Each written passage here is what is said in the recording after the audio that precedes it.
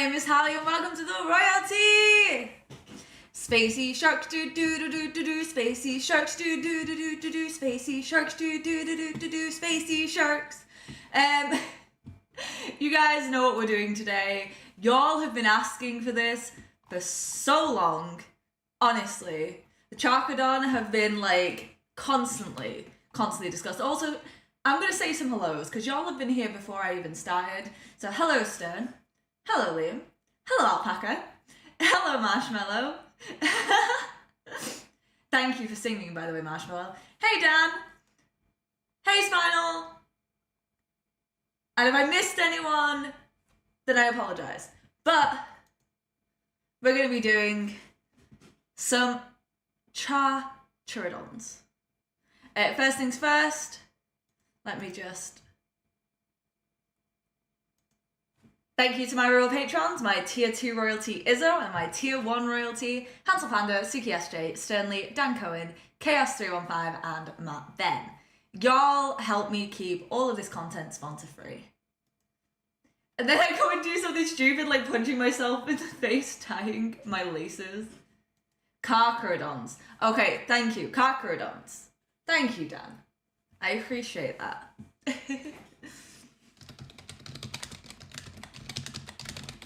I'm just gonna put this in the thing because some of y'all will need to refresh and it won't come up until it's refreshed. So just for now, I'm gonna put that in there in case y'all haven't seen that I'm live. But hello! Yo, Mateo! How we doing? So, to explain why I'm a couple minutes late, I've been recording a cover of Arctic Monkeys. So, that's why I'm a little bit late. That's the only reason I'm late, honestly. I've just been recording a cover. So, I apologize for that. But I am here, so there's that.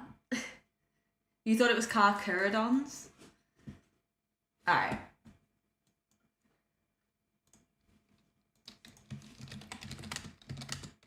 It's shark, it is shark. But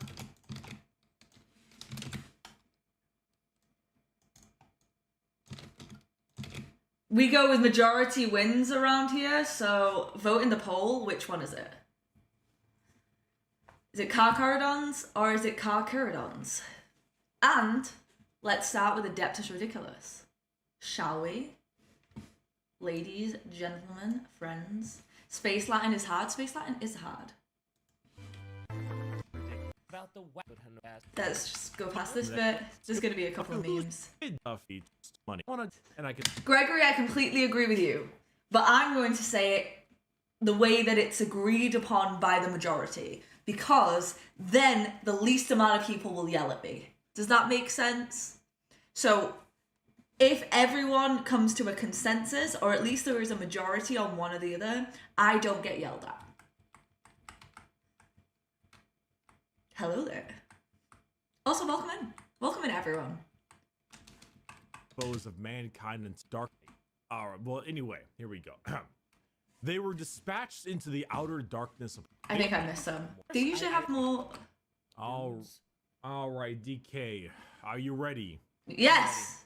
I know you're ready on this one, though, because you already know... Don't break your jaw! Of course, I know the topic, but it's been a highly requested topic. And then they got into a fight with someone in school over a 40k pronunciation. So far, Carcharodons are winning. I probably would have thought it was Carcharodons. I thought it was Carcharodons. Shaw. But you guys vote amongst yourselves. I'm gonna just start this. I want to know more about it. Apparently our fans want to know more about it, so tell us. I want to know more about it. What are we doing? Yeah, you see, our fans don't want to know more about it. They know about it. Or at least most of them. You know, right. They don't care to know more. They just want to hear us talk about it because they want to share their enjoyment. Right, oh. You're right. No, I know. I want to know more about it. Here we go. They were dispatched into the outer darkness upon that first day of exile, there to ravage the foes of mankind until their final atonement. Their forgotten one gave them remit. Ask and ye shall receive. Unbound, to set about the traitor, the alien, and the renegade without mercy. I want to have a lot of caffeine, so excuse this guy for a while. What's in post on main chat?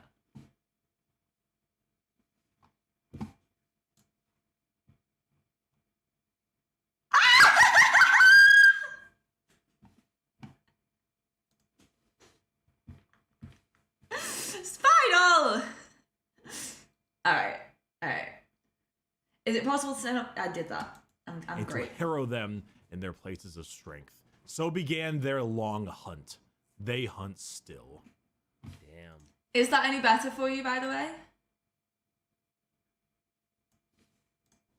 That's a hell of a quote. It's a hell of. All right, DK. Yeah. Mass Effect. Mass Effect. Let's go. I love this trilogy. Actually, I kind of unironically like Andromeda. I think Andromeda is okay. Yeah, it's fine. It is fine. Okay. Now, Mass Effect 2. Pretty good game, right? Amazing game. Amazing. Absolutely fucking stupendous. Super good. Hey, guys. Lair of the Shadow Broker DLC. Ooh. Fucking great. One of the Incredible. best. Yep. There's a little part at the end of it where there's a little terminal that gives you various types of information on your squad mates. Some of them interesting, some of them a little bit more a little sad. I think Miranda was attempting to find out if she could have kids, and she can't. Yeah, because she's genetically engineered. And, yep. Yeah. Because she's a vat-grown baby. Mm-hmm. Like Shy. Why do they keep putting the butt on the screen? Like, I'm not saying I disagree with butt. I'm just saying, like, doesn't need that much butt. And She's a gremlin. She's not human. that's very true, very true. So. And then Legion was getting banned from video games for macros or assumption of using macros, etc. What a Chad.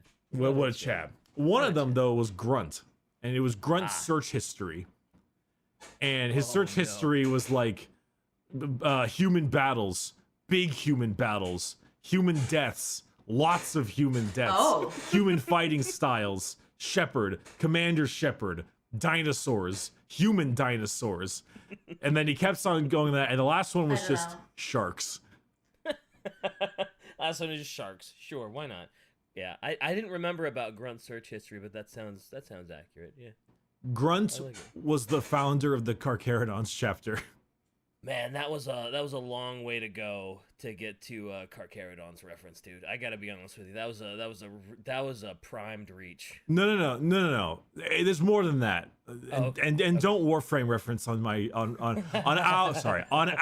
show. I was gonna say my show because I was angry with you. I'm taking the power back. I'm taking the show. You don't get any more. You made a Warframe reference, you dick.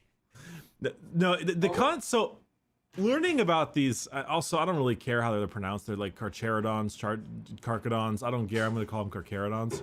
Same. That sounds better. Hey, they say it like Spinal! Yeah, I'm doing that. Suck my ass. No. Okay, well, please. No. Okay. You got to pay me a lot more than what you're already paying me to get that service. I disagree. Oh, no. Anyway, go ahead. Space Sharks. Space Sharks. Space Sharks! That Space Sharks do Spacey Sharks do. I'm gonna say this about 15 million times because it's stuck in my head.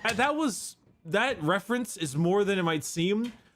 I feel like, okay, so the Space Sharks are pretty cool.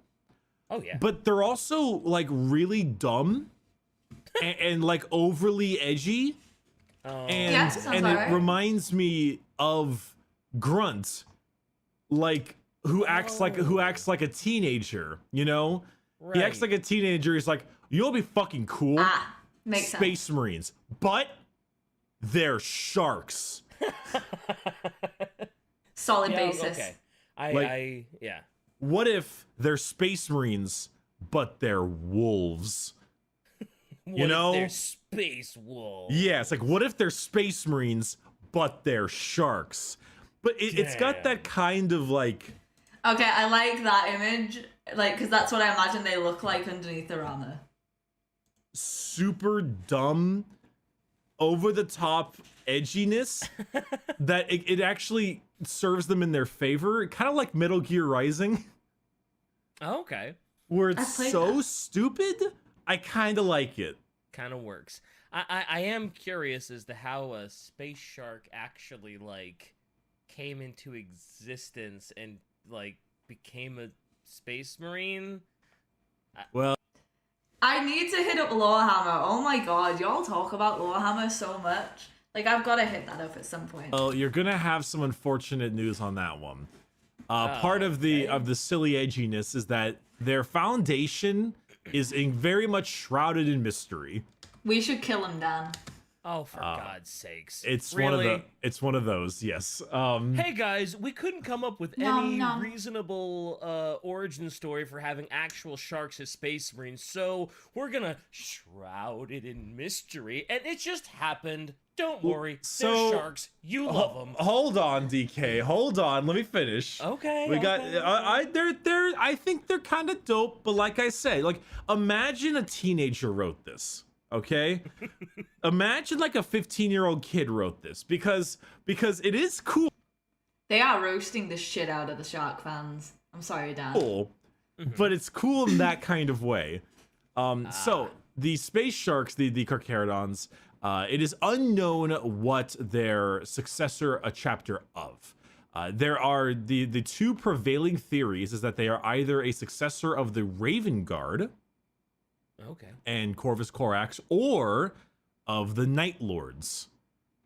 Oh. Now it's more assumed Raven Guard, but the way they fight and some of their physical features are very Night Lordsy. So when we're talking about sharks, you need to think that these guys are like, they act like sharks. So they are attracted to blood. They can sniff blood from like miles away. Am I right? were not founded way back when. They were either part of the second founding or something around there. But all we know is that they are old enough to remember the Emperor when he was flesh. Okay. Yeah, me too, Marshmallow. they are, I guess because he's bone now. They are old enough to truly understand, to remember the Emperor from that period of time. So they are as old as, Ultramarines, things like that, people at that time. However, they are a fleet-based chapter.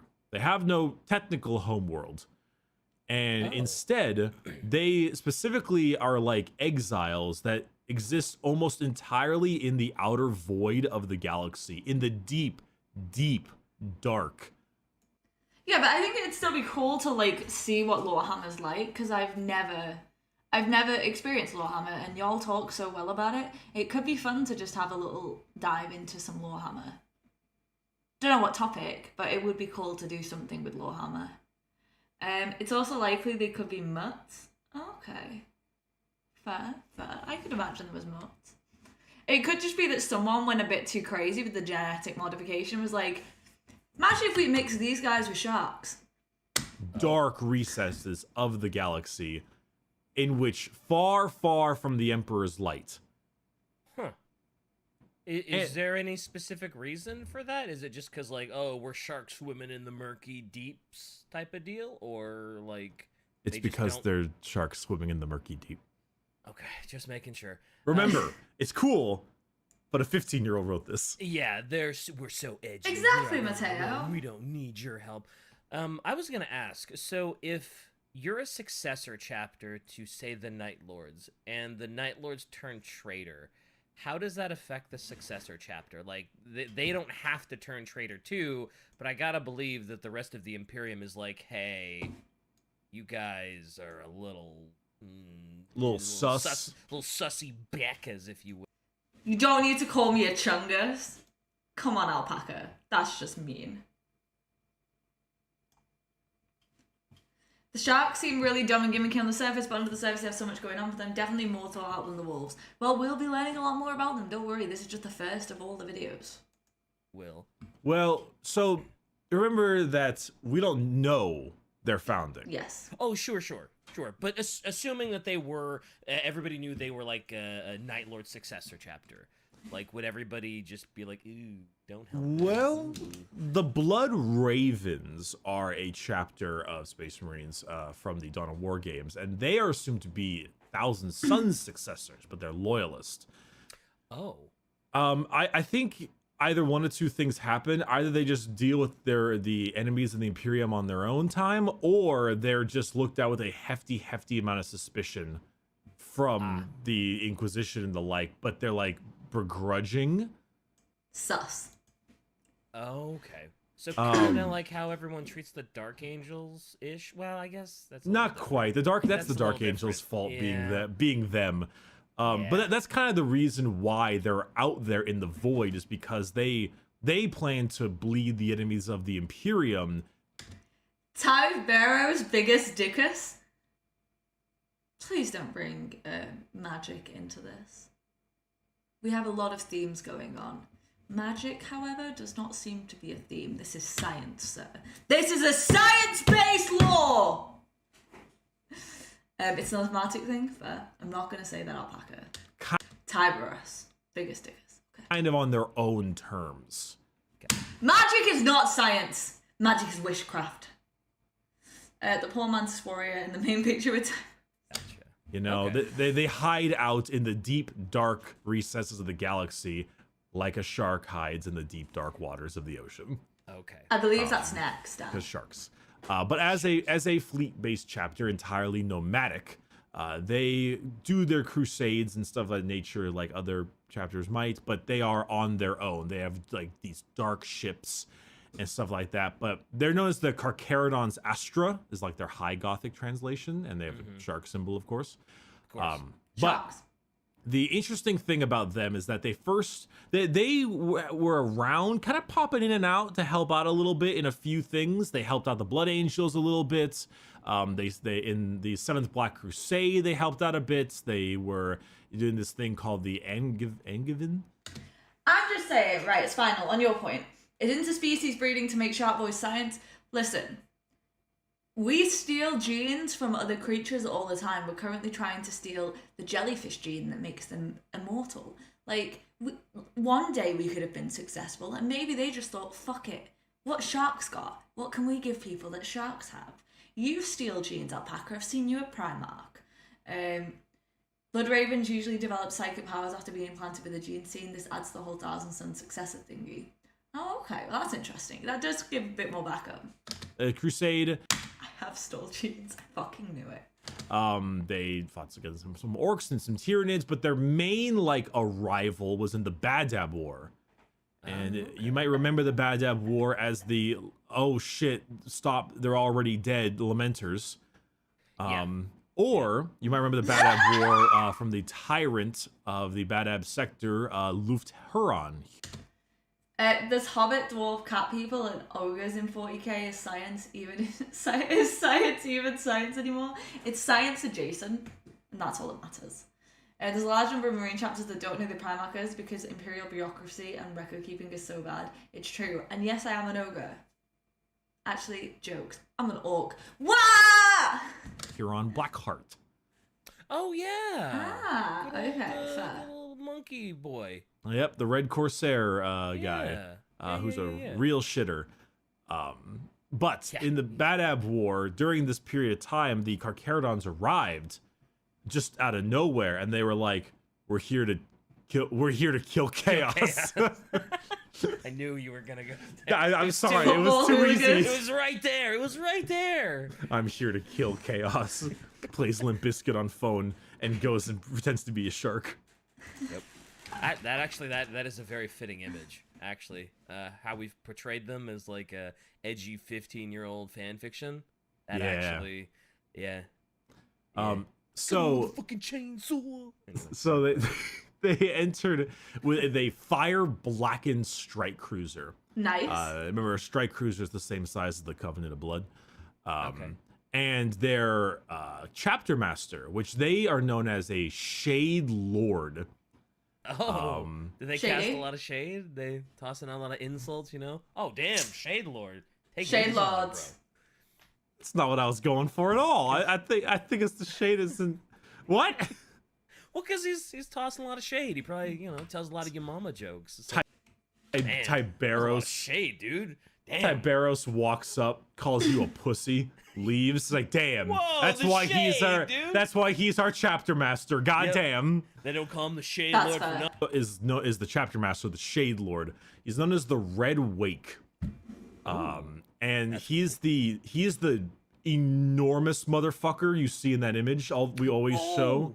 He's that badass. I believe he is Nice. canonically the largest space marine currently alive. He's so cool.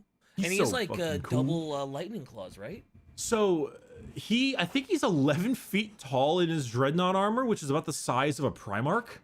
Oh shit. That's He's- a big boy. I think he is canonically the largest motherfucker out there.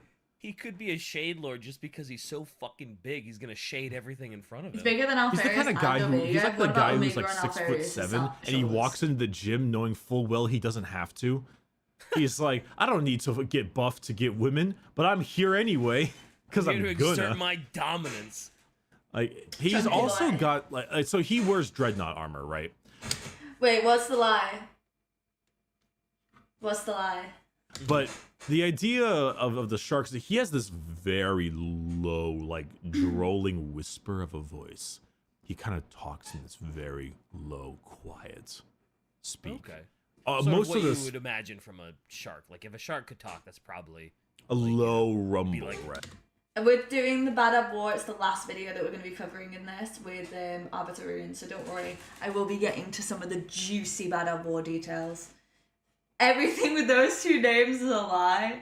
That's true. That's true. yeah. I'm a predator. I'm hunting my prey.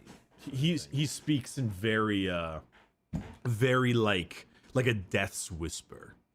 Oh, okay. You That's know. dope. Yeah. All right. All right. So that despite his insane, armor and all that, he rolled up and basically said, I'm here to kill chaos. Plays Limp Bizkit.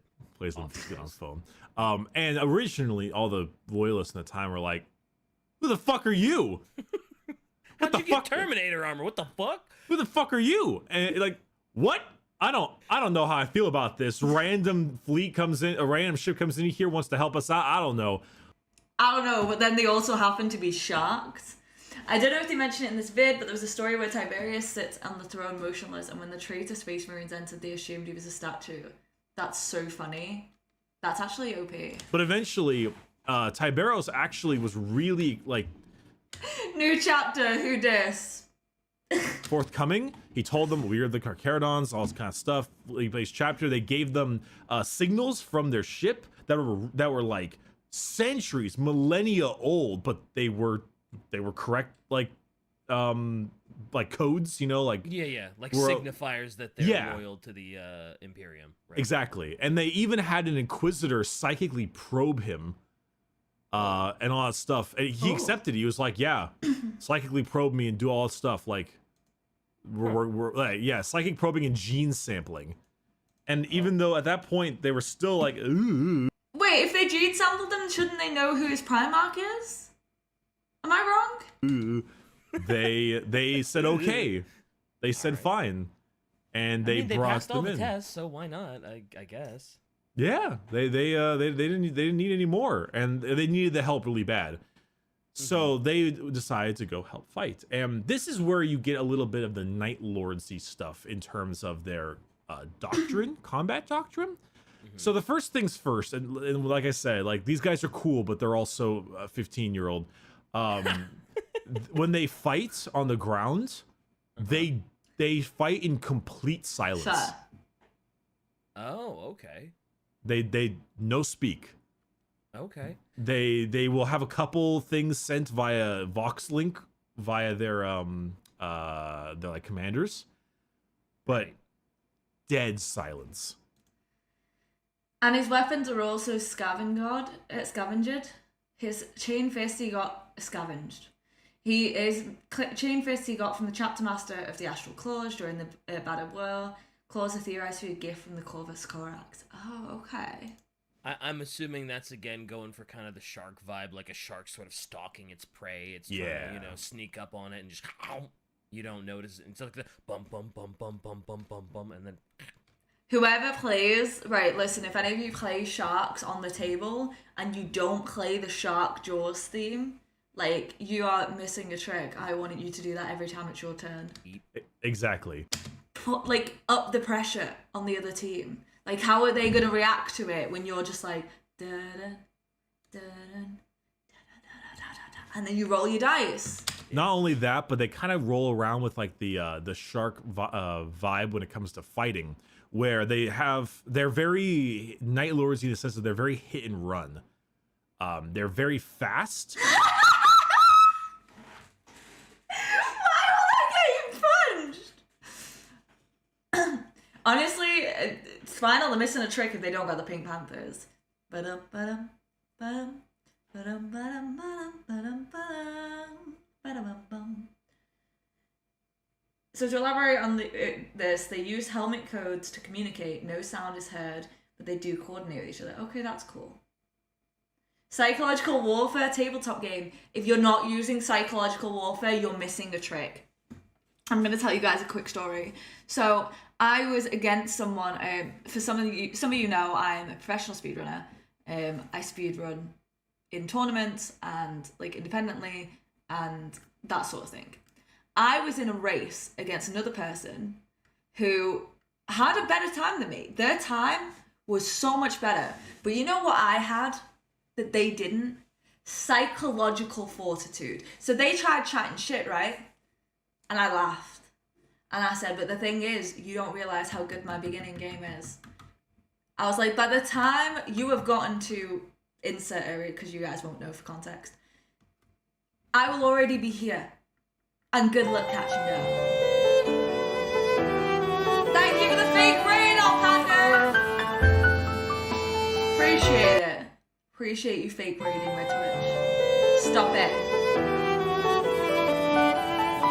If you've broken this, I swear to God. Okay, there you go.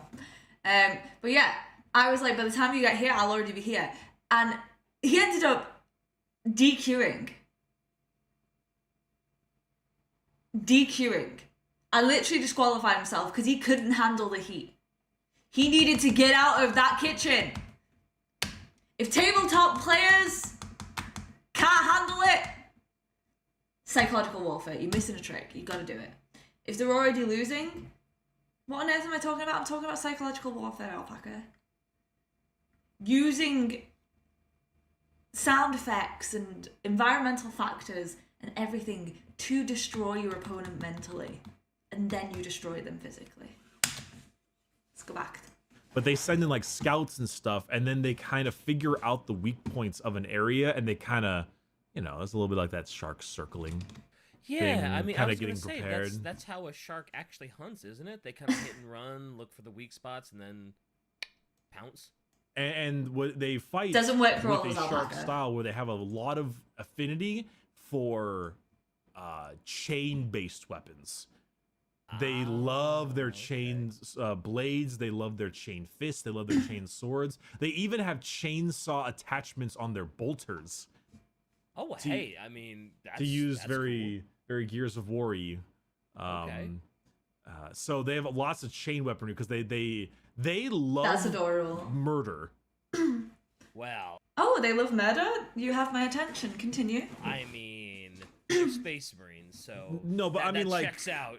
I mean, like, they love blood. Like, they rip people apart. It is never fast. Despite them being a hit and run, they want to leave as much of a gory display as they can. Aw. They love to just rip, like, saw limbs off and have the chains of their teeth, like, just crushed through bone. And they want to shred. It's not about a good stab in the neck and then you're done. They want to rip you up. Dan, this is a pretty good chapter. They're really going all in on the shark aesthetic here. Like, it's not just like, oh yeah, we think sharks are cool, and oh look, we kind of look like sharks. Like, they're all in on being as shark as possible. Like, from having an affinity for long rows of teeth, loving blood. Oh my god, blood, gore, and they are literal. Well, I don't want to say literal space sharks, but they are really on the nose with this. I do look like a shark. Do you not see the thumbnail? I've got a fin and everything. Shark theme, aren't they? Like I said, it's fucking cool, Yeah. but it was made by a guy who was like, what if Space Marines were sharks? It is cool though. I know I sound maybe a little sarcastic and a little more sus than usual, but it is very dope.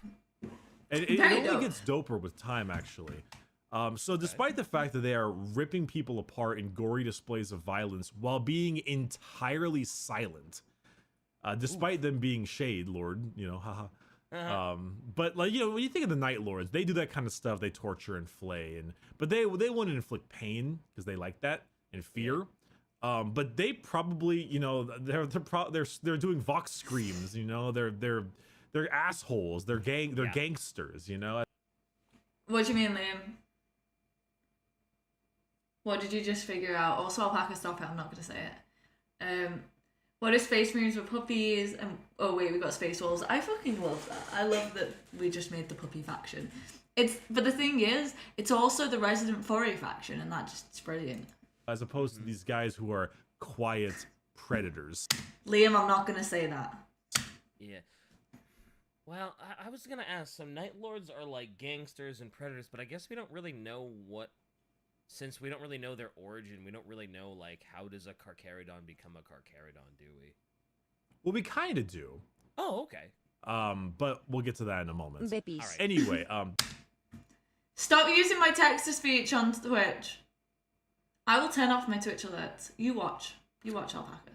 that was when they arrived, was in the Badab War, and that's kind of where they got their first real, like, hey, what's up? But like, to go along with like their weaponry they like to use, the big bad boy Tiberos, he's got these really fancy ass lightning claws that have undermounted chainsaws and lightning claws on the top. If you scroll back up and look at the image of him, you can see there are chainsaw tooth on his bottom wrists and lightning claws that look a lot like shark, like harpoons, like the hooks, you know? Oh, yeah. Whatever those are called. They kind of look like shark teeth, but yeah. Oh, that too. They're called Hunger and Slake. Ooh, which is that's pretty cool. Which is pretty dope. Pretty dope. The thing about the Carcharodons is that a lot of their gear and armor is self-maintained because they never go out and seek the Mechanicus because they're on their own. They're a fleet-based chapter. So they actually have a lot of gear, a lot of armor, a lot of weapons that date back to the Horus Heresy that have just been constantly refixed, you know, like Mark V armor instead of the new stuff. I realized that my bot was down, by the way, so my bot is back. So just so you know, the bot is back, I think.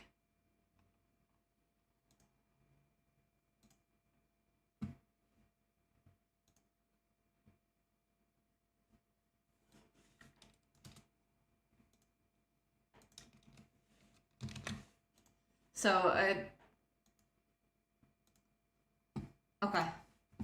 Sorry, I just realized that my bot was down.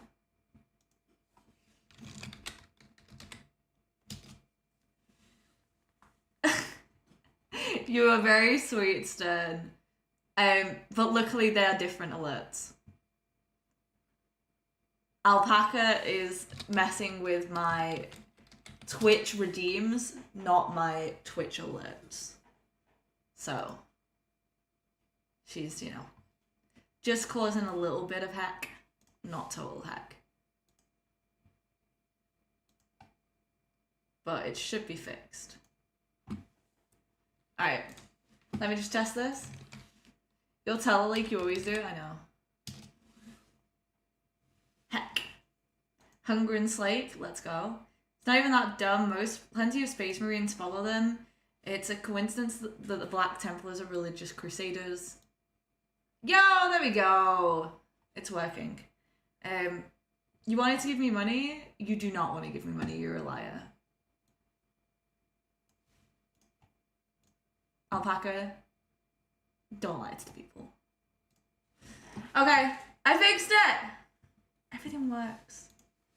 Damn. Okay. But yeah, that chainsaw Bad is very streamer. dope. I hadn't noticed it before. But damn, that's sick. Yeah, it's a really cool looking weaponry. In fact, Tiberius has a weird ass. So actually, that kind of goes into their physical appearance. The Space Marines are space sharks, and they look like sharks. Yes. Oh, Their no. their Did they genetic really? their genetic defect makes their skin, with time, because the gene seed makes it worse and worse with time, Sure. slowly turn a bit gray, and to an extent almost rubbery. Ooh. Gray and leathery. And their teeth also get a little more serrated. I did need to appease the machine spirit. Honestly, sometimes you just got to. It's been broken for a while. Chain sword or chain axe? Why not both? Thanos is like a fish guy, but he's not. Like shark teeth. Like shark teeth. If you like punch a Carcharodon in the mouth and knock out like its front teeth, does another row immediately grow back in? Very chaotic. That's a great question. I don't know, but it wouldn't surprise me because they wanted to make Space Marines, but sharks. But sharks! That being said, I would never try to punch a Carcharodon. That'd be the last. Like, if I had to punch a Space Marine, Carcharodon would probably last on the fucking list. Oh, I forgot to mention. I am actually looking for new new YouTube moderators. The application will be going out on Discord, so if you are interested, it is for this channel that I'm looking for moderators. Do apply on the Discord. So thank you. The salamander would be like, oh, good punch, young man. Let me show you a real punch. And then he punches the wall. He's like, you should lift more. Yeah. Although I don't know if you punch a Carcharodon in the mouth, does it run away? Get rotated, idiot. Yeah, and like if you drag a Carcharodon backwards, does it drown? God damn it. Just curious. It's a shark. Oh, thank you. These are shark things. Thank you, Yeah. Shai. You found the meme. I'm very proud. Get rotated, idiot. That's a good one. Can you imagine the Carcharodon's running at an enemy and they just grab him, spin him around, and he just can't fight anymore. It's like a turtle on his back. He's like, Get rotated, idiot. Get rotated, idiot. But funny enough, the Carcharodon chapter, with all those like that facial meme. parts and the facial genetic adjustments that go along with the whole what if Space Marines but sharks. I believe it. They have their Primarch curse, quote unquote, is called the Chill of the Void. Ooh. And so the idea is that they kind of grow a little bit like they grow cold and formal, and they don't want to speak. They don't want to speak very often. Okay. And then eventually they become really merciless and like enemy must be ripped into 4,000 pieces to truly be dead. Okay. And sometimes they will just kind of leave. They won't lead their squads. Those kind of be solo. They become cold and distant the more they just live, you know. They want to become like kind of like loners. The idea of the cold embrace of the void is the cold embrace of sea, you know, because sharks. Imagine being an apex predator only to get rotated by a space monkey. If I were mod, I would just ban Spinal, so Stern has just locked himself out of the moderator applications. Pay me and I will. No, Alpaca, stop asking for bribes. This is why I need new moderators. That, and there's only you who can make it on this time zone. A lone shark, like a lone wolf, goes off and goes on its own because it just wants to be. It's kind of like a lone shark looking for trouble. And also, one thing I didn't mention is that it kind of gives you an idea of the Night Lords thing, is that their eyes are pitch black. Like, oh, right. They should be, because sharks. Yeah, sharks. Yeah. That shark motif, yeah. Yeah, and you know, the Night Lords also have pitch black eyes and pale skin. And the Carcharodons because have... Night Lords are evil. Well, but Carcharodons have gray skin and pitch dark eyes. Yeah. So this is taken from Deathbox RPG. Every character has a downside that manifests as the insanity point in dealing with the horrors of the galaxy. Oh, okay. Yeah, but don't Night Lords have that because Nostromo's pitch black all the time? He is Alpaca. No light. I mean, yes, but Man, Shut up. I would really love if there was like an origin story for the Carcharodons to sort of like explain all this stuff too, because it Would be I cool. would really like to would they live on a planet that's like 90% water, like an Earth planet, and they just sort of gain this affinity for I don't know, Spinal. It's not me trying to ban you, it's Stern. Hater. hunting and in packs and sharking it up, and I really wish there was like they had some sort of like known origin story. Oh man, I mean, maybe something, but perhaps the reason why people love this chapter so much is due to that curiosity. Ah, the mystery, so they can sort of have their own little supposed headcanon and head theories. Certainly possible. Mhm. Actually, in regards of appearance, I get that. Tiberos is a nightmare to Oh, look absolutely. at. No. I mean, like he is never seen outside of his Terminator armor, but his face was revealed, maybe in one of the books or something, Ooh. and it says his face is a corpse white nightmare with half of the bones of his face being exposed Ugh. Oh. in a bloodless grimace, while his eyes are a soulless, depthless black. Disgusting. Oh my god. So half of his face bones are just jutting out of his face. So he's in a perpetual bloodless grim, like rictus grin. Oh god. Yeah, that's a nightmare. I too would also keep my Terminator helmet on all the time. Oh my god, that sounds awful. It's pretty spooky. Yeah. Though to go along with the spookiness, the Carcharodons might be fiercely loyalist. They are a hard loyalist chapter, but Okay. they don't act like it sometimes. Example, there's some of their ships, like they have the Ursa claws. Do I like faces? The giant harpoon. Fire the Ursa claws. Not his face. Hey, Svens, welcome in. Specifics aren't known, but he's pretty old. Santa Claus. Well, They have the if anybody harpoons. should, they probably should have them. If anyone should have Yeah. harpoons, they should absolutely be the Yeah. ones with harpoons. Right? 100%. Well, I guess maybe they should hate harpoons because they're sharks and sharks don't like They harpoons. see a harpoon, like, no. Ah, run! Did you know No that the fighting. Thundercoil harpoon knight gets double damage against Carcharodons? Is it really? Of course not. Oh, It's a joke. I was hoping that was real because I'd. You like the openness of it. I'm someone who likes to have some clarity, but I get what you're saying. I guess that'll feed into our Warhammer conspiracy theory episode. Like, damn, that's dedication to the lore. To the Lord. Yeah, they have the Ursa claws as well. But in order to get new recruits, they have this thing called the Red Tithe, where they basically raid a planet that they were given sanction to raid, and they just steal people. Oh. They They just gang people and like, yeah, you're gonna become a space marine now. You're gonna become a Carcharodon now. Yeah, like they descend on an imperial world of some kind, or like a world that might be not okay, or there's a problem, and they just take the population. They just harvest them. They make a lot of them serfs and slaves or laborers in the fleet, and then and then they take a bunch of criminals and shit, and they scare them straight, and then they might turn them into sharks. And I told you guys, no fighting.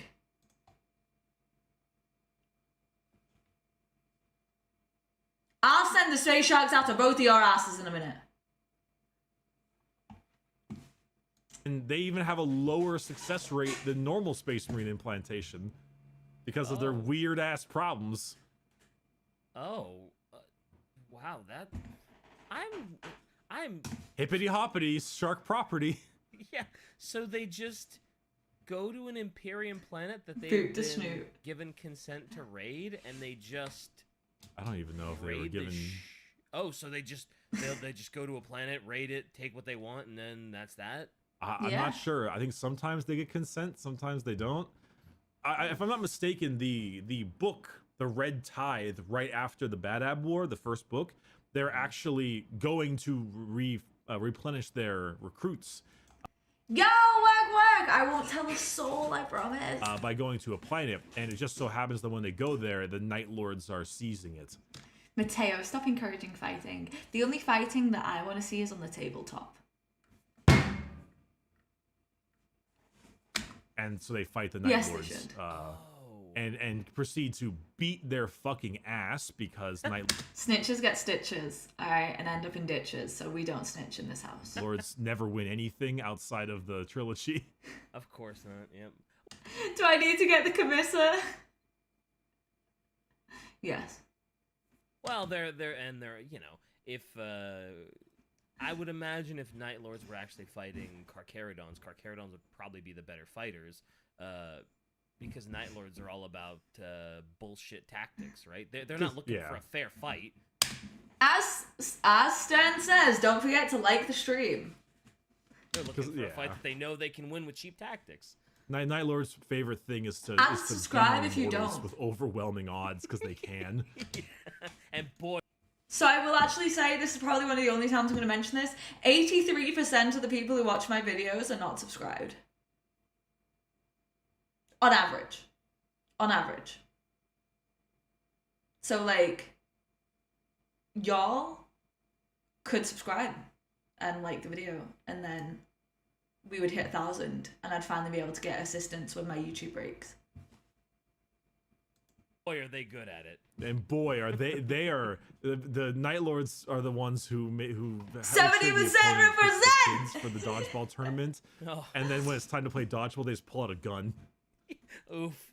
But It's yeah, like, I would imagine the Carcharodons would beat the shit out of the Night Lords. Yeah. You've yeed your last haw, Timmy. Ave Dominus Nox, bang. Bang. Oh. Oh my god. Yeah, and they did, but that was the red tide is they just take people. They're just like, all right, you're gonna be a shark now. They also have something called the gray tide, but that's more for gear, like weapons and vehicles and stuff. They don't really they have vehicles and things, but they don't really use them much. They tend to just be a fast, hard-hitting infantry group because sharks don't drive tanks. I mean, they do, well, fair. but you know, in real life. Yeah. So that's the acquisition for the gray tide is a big part of that. As for other things like their librarians, they have two particular powers that are pretty cool. One of them is known as the Rending Maw, where it literally calls forth an avatar of a shark. Nice. Whose maw erupts from the ground beneath the enemy and then like claps over them. And then snaps shut with like a giant shower of like blood pretty and cool. gore. Friends. I don't mean to sound negative. Warhammer friends. I told DK, I told you, 15-year-old wrote this. Like I know, and it's great and dumb. I know, but that sounds really dumb. Now the other one is pretty cool though. Okay. It's called the From the Depths, which makes the enemy hallucinate and clouds their mind with this mental darkness as if they're currently drowning. Okay, now we're talking. Yeah, that like, sounds dope. The idea, like their mind is hit with images of like numbing cold and the dark depths, and it feels like they're physically drowning in nothingness. Yo, Sharksism! It'd be funny if it didn't summon a shark. I'm so sorry that got deleted. It did the sum.on as a link for some reason. Carcharodons and Night Lords did fight at least once in the lore. Pretty sure the sharks won, but it was brutal as you can imagine. True. DK hating on the spectral shark? I know. You like sharks? I like sharks. Shark friends. Shark friends. Alright, you ready? That sounds really dope. I like that. What was that called again? From the Depths. Okay, I'm back on board, Carcharodons. I'm back on board. That first one where it's like, oh look, I summoned a shark. That's a little too on the nose for me. From the Depths sounds great though. I love that. There's a quote from their chief librarian. It says, "We are the protectors of humanity and its judges. When the shadows strike, we strike back. From the outer dark we come, and into its depths we shall return. The black sea beyond the stars calls to us."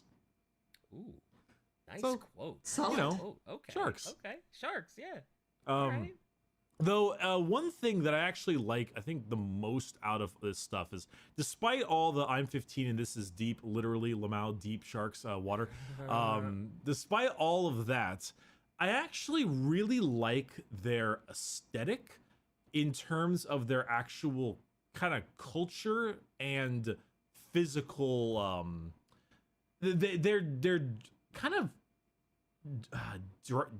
dabbed up. I don't know. They put things on them, you know. I forget the term, but in like scrimshaw Draped. talismans.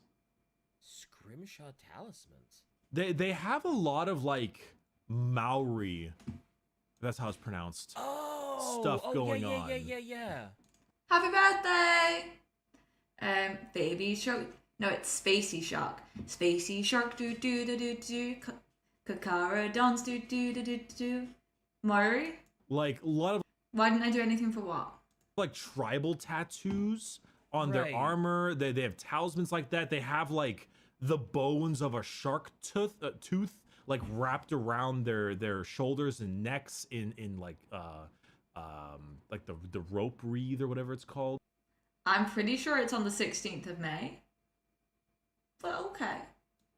Okay. If you look closely at the image of Tiberos standing in front of that space marine, look at his right shoulder pad. You can see skulls and like shark teeth wrapped in string. Yeah.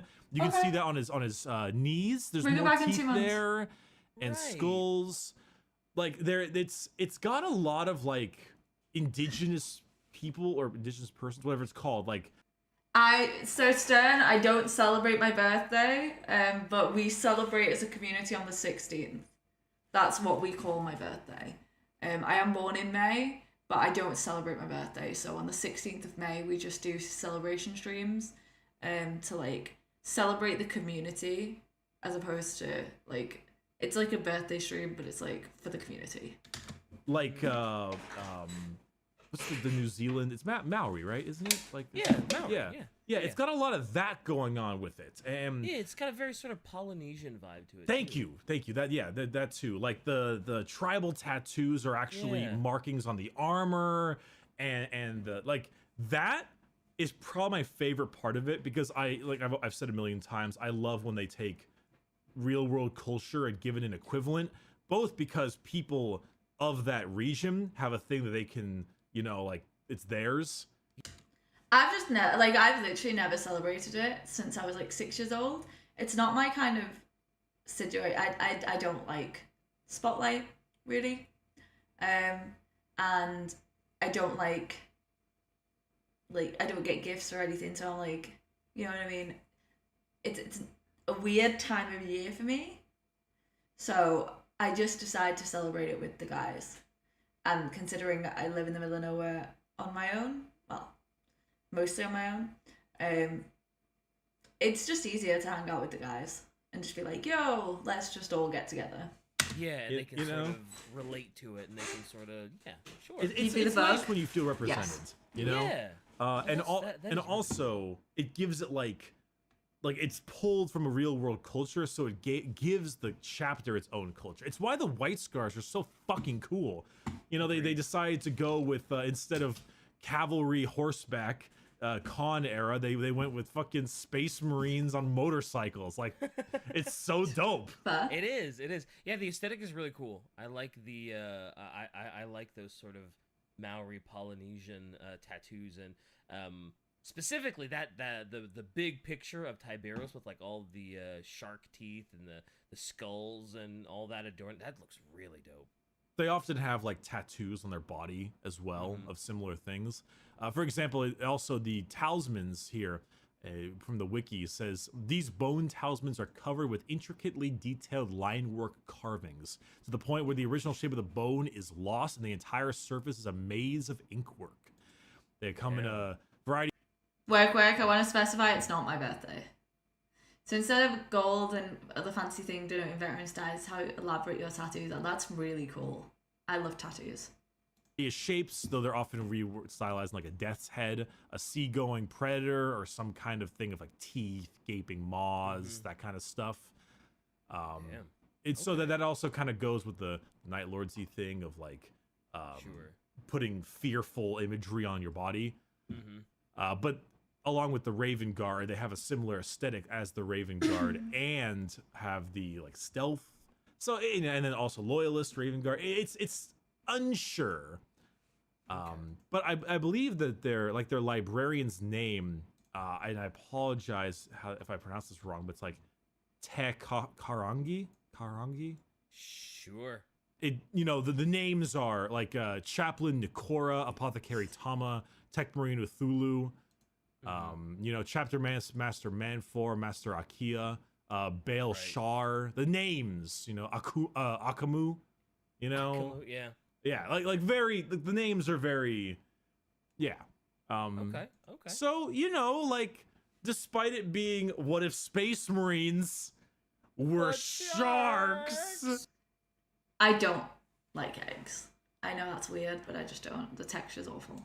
Besides that, it's like that kind of thing where you get into it because it's so 15 and I'm deep kind of thing. Mm-hmm. But literally. but then you're like, oh, wait a minute. This is dumb. Yeah. All I of thought the 40K same way. is dumb.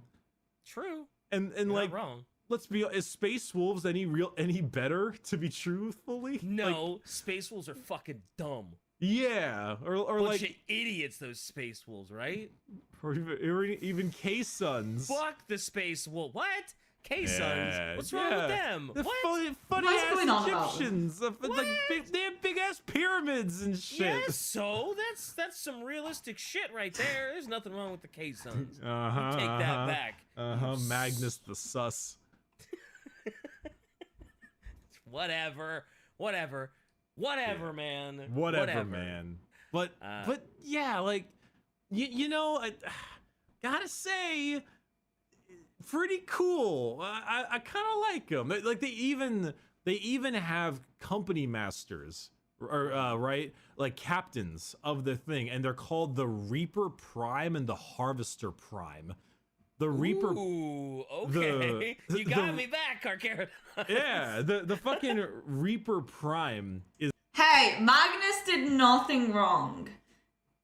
As an old man at the age of... The fuck is that old? Work? I'm offended. Don't you dare say your 30s are old to me. Don't you look me in the face and tell me my 30s are old. Don't you dare. Is literally the guy who helps lead the Red Tithe, and the Harvester Prime does the Gray Tithe.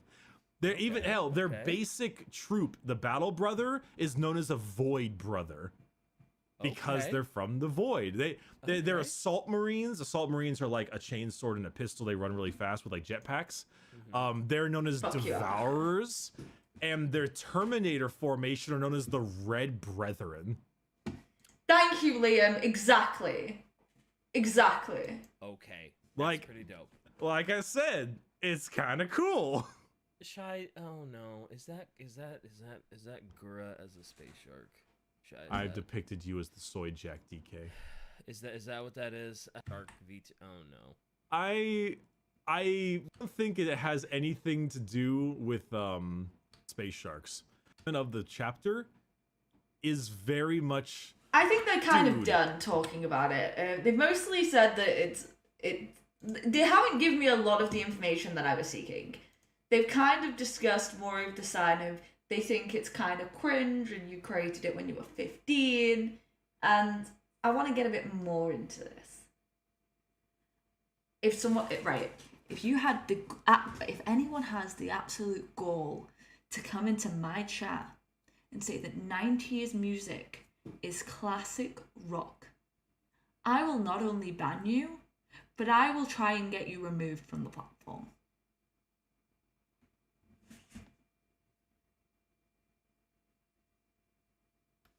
The Adeptus Astartes as a whole are viewed with a healthy mix of adoration and fear by those who have encountered them.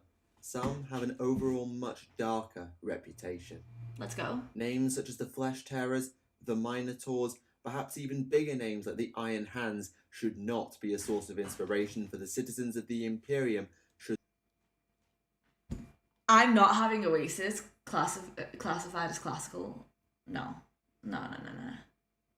The 90s are closer to the moon landing today. You take that back, Alpaca. You take that back!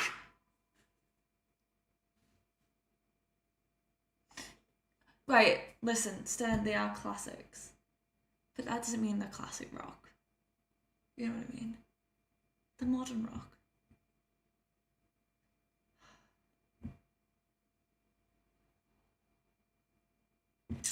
My heart breaks. Should they run across them. However, though one chapter is perhaps a bit of an unknown, their history and reputation is already rather terrifying. Hailing from shadowy origins and based seemingly above the galactic plane, they emerged most recently to cut a bloody swathe through enemy territory and then retreat again. Okay. None truly know their task nor their founder or actions for the most part, so as is common for those mysterious chapters, speculation has spread like a hushed wildfire amongst those intrigued. Regardless of who they are or where they came from, they are led, we think, by an individual named Tiberos the Red Wake, and they are known by several names. In Low Gothic, they are the Space Sharks. In High Gothic, they are the Carcharodon Astra, but most often they are simply known as the Carcharodons. This is Tactica Imperialis, and welcome to 40k Stories. Nice. Though records are incredibly fragmented, it would appear that the Carcharodon Astra have been around for an awfully long time. In fact, their first known appearance came all the way back in M32, making them something of a long-serving stalwart, even if they don't have much evidence of acting like it. However, we do not officially know their founding, nor do we have any solid evidence as to their primogenitor legion. It could be from any founding officially up to the 8th, but more likely up to the 5th or so. Alright, so I think we can firmly say that the poll has been decided. Carcharodons. So, I think we should have another poll. And there is something that I want to know. Because a lot of you guys seem to, go in between the two. About which one we think the Space Shark come from. So which faction? So, obviously the two main theories are the Night Lords and the Raven Guard. So I think I'm going to throw those in to our little poll here. Parley was 90, she hit the Fountain of Youth. Thank you. We're like fine wine, we get better with age. Yes. Yes, we do. You forgot about this guy? Well, you know who didn't, Spinal? Dan. Why not both? Porque obviamente es solamente uno. Todos Primarch es solamente uno. Lo siento.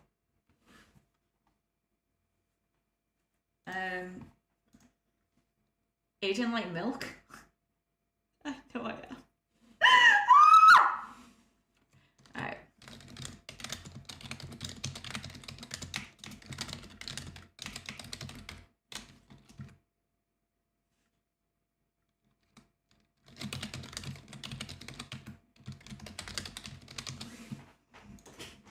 Go on. Get your opinions in. At a cursory glance, their heraldry and name would give nothing away as to a potential Primarch for the Carcharodons, but looking a little deeper, a frontrunner or maybe two can be established. Their gene seed is rather unstable and degenerate, and can cause pallid skin and black eyes, a trait most commonly associated with the Raven Guard and Corvus Corax, whilst the title of Shade Lord, used by their commanders, was known only to be used by one individual, Arcus Phal, a Terran-born member of the Raven Guard Legion before the discovery of Corax, later exiled during the reorganization/purging of the 19th Legion in the Great Crusade. As Phal's fate is unknown following this exile, some speculate that he would go on to found the Carcharodon Astra, becoming known as the Forgotten One, the name assigned to the original chapter master. Speaking of the Terran-born Raven Guard, the renegades known as the Ashen Claws we've discussed in the past cannot be discounted either, especially as their strategies seem to align somewhat with the chapter of today.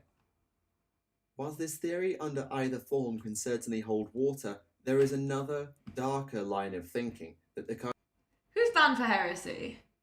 You gonna update your PC? No worries, VB. They lack love for torture for being Night Lords. What do you mean they lack the love for torture? They literally rip people's arms off and shred them to pieces. How is that not a love for torture?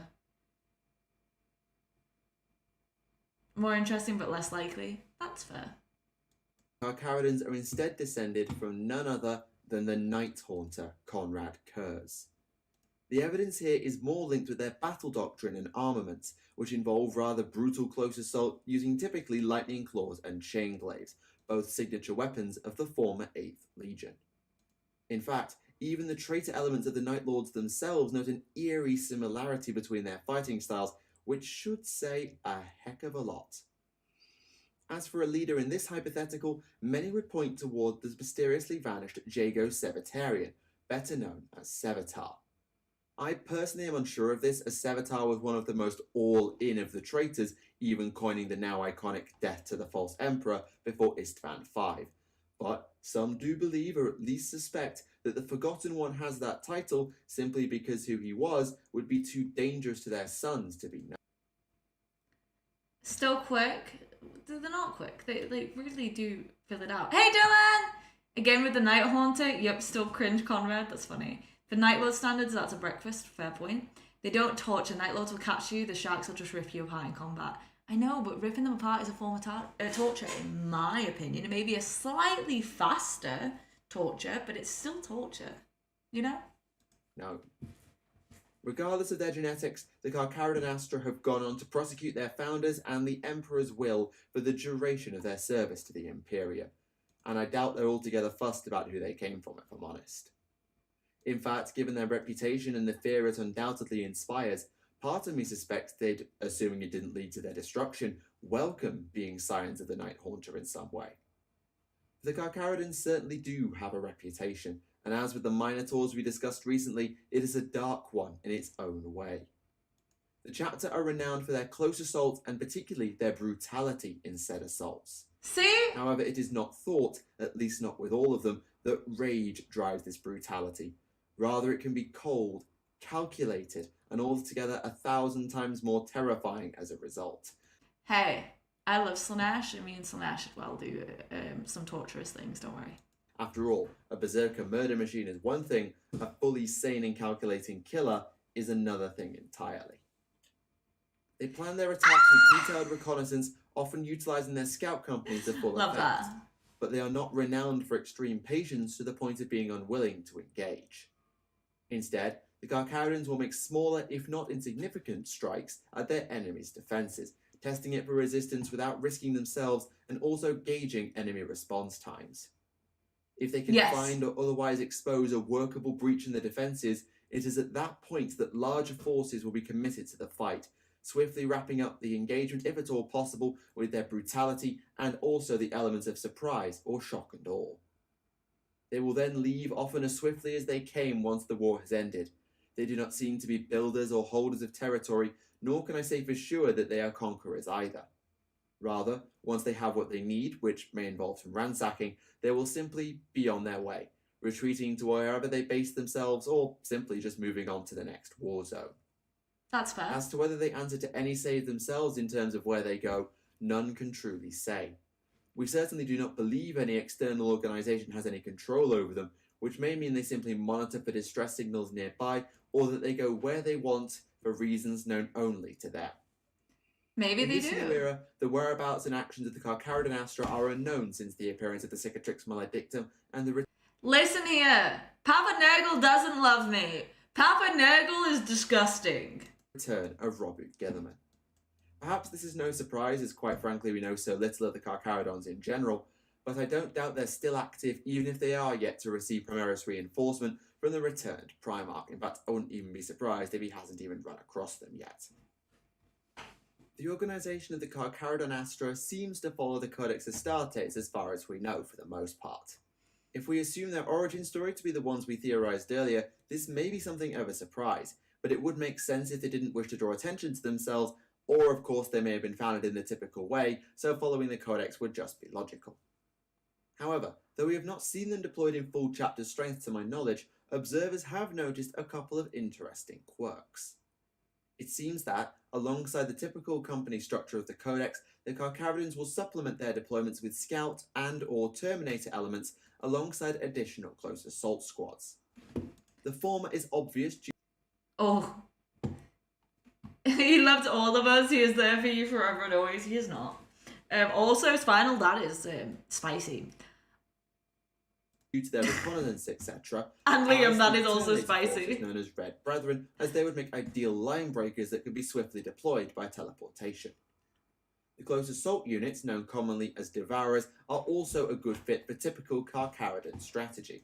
But whether they are from one of the reserve assault companies, such as the 8th, or they're truly in addition to the battle companies outside of the typical codex structure, we are less sure. We also know that their Librarius follows the standard protocols, and that librarians of the Carcharodons are capable of manifesting some rather unique psychic abilities not seen elsewhere. Perhaps this is an indication of their power, but also of their uniqueness. As an aside, their stance on the Emperor's divinity and such is mixed as well. Many chapters from Unknown Origins do venerate the Emperor, perhaps even seeing him as a god, but we are unsure whether this applies to any or all of the Carcharodon Astra, who seem to do their own thing, for want of a better word. As for home, well, there's kind of two answers for that. The Carcharodon Astra have no homeworld. That Our holy grandfather there whispering to us in his darkest of days, why do you reject his gifts? Because he's disgusting. Nurgle is the worst Chaos God. much is known. They instead operate as a fleet-based chapter, with their flagship potentially being the battle barge Nicor.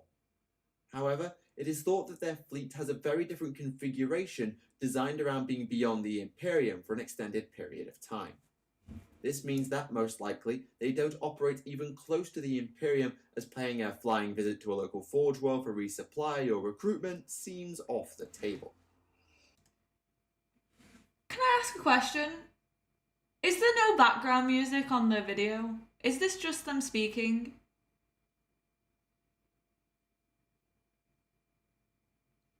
So it sounds like a priest would say to a child.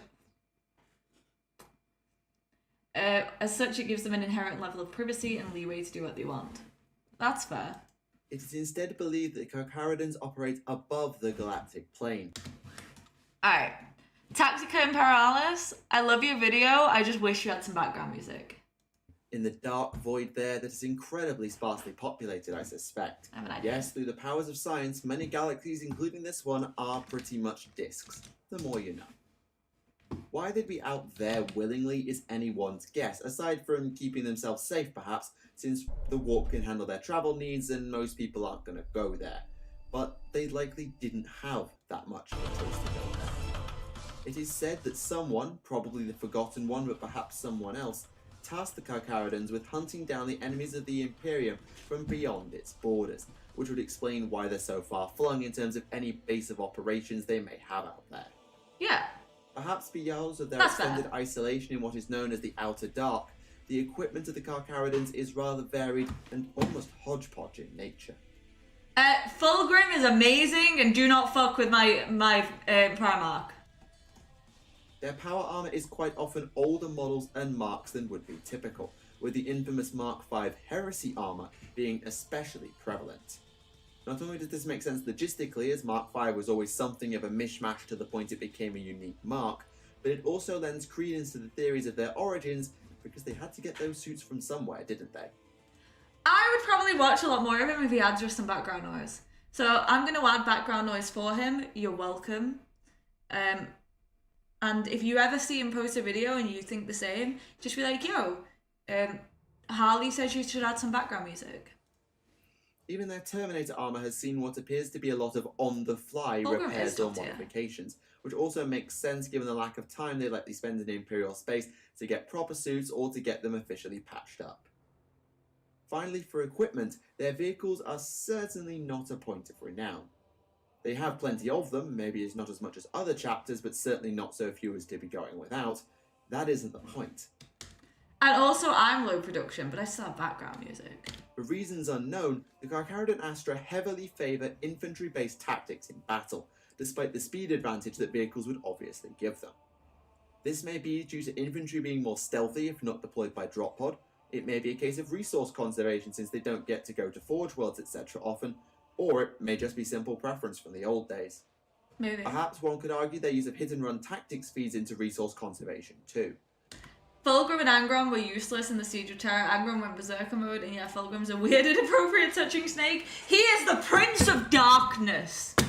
I doubt the Outer Dark has many prime recruiting worlds out there, and Gene Seed must be treated as a premium resource, as getting new stock would be extremely difficult if lost in battle. Like a Pokemon. Though we know how they recruit, we're not 100% where from. It may be that they just take from every warzone they go to, there may be the odd world dotted about that they take from. We're not 100% sure. I can come up with no better theory. Are you saying, though, that this music in the background doesn't improve this video tenfold? As a second aside, the chapter are said to be frequent users of cryopods, though the reasons why are actually unknown. Perhaps it just helps to pass the time if you're out in the dark for so long. This means that, potentially, in fact certainly, there are some truly ancient Carcharodons, and it probably raises some very interesting questions, since maybe, just maybe, some of their original members, or those who knew them, will still be alive today. Maybe. As mentioned previously, the records of the Carcharodon Astra are fragmented at best, but we do know of a few battles that they've fought in down the years. The earliest are a pair of wars back in M32, the Solar Rebellion and the Astropath Wars. Okay. Sadly, we know nothing of the latter of these two other than a date and the presence of the Carcharodons in it, but the former we recently mentioned with the Minotaurs. With the Iron Warriors, Night Lords, World Eaters and more all involved, this series... Wait, what's the downside of my channel? What's my concession, Dan? Olio! What's my concession?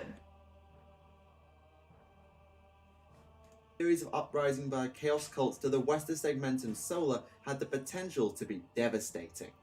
However, despite heavy losses, the Loyalists were victorious, though the role played by the Carcharodons and everybody else is sadly unknown. They then actually showed up again not much later, gathered at the behest of the High Lords of Terror in late M33, along with the Flesh Eaters, Red Tower... Dylan, I'll take that as a downside. You invoke the Fifth Amendment? No, Dad, you've got to tell me! How am I supposed to get better? If y'all don't tell me how I'm bad, how am I supposed to improve? Talons, Charnel Guard and Death Eagles, who have their own intriguing origin story just for the record. And Dad, you can't even, like, say anything because you're in the Discord and the Discord has a section for feedback. It literally has a section for feedback. They formed the Pentarchy of Blood, convened during an event known as the War of the False Primarch. Thank you, Stan. Exactly why... But you're a fucking liar. But I love you. You're not an expert. Don't worry, Shock. You don't gotta be an expert. It's your personal opinion. Why such a war broke out has been lost to history, that obviously it had something to do with a false Primarch that potentially 11 chapters decided to believe was a real one. Like I say, lost to history, kinda guessing.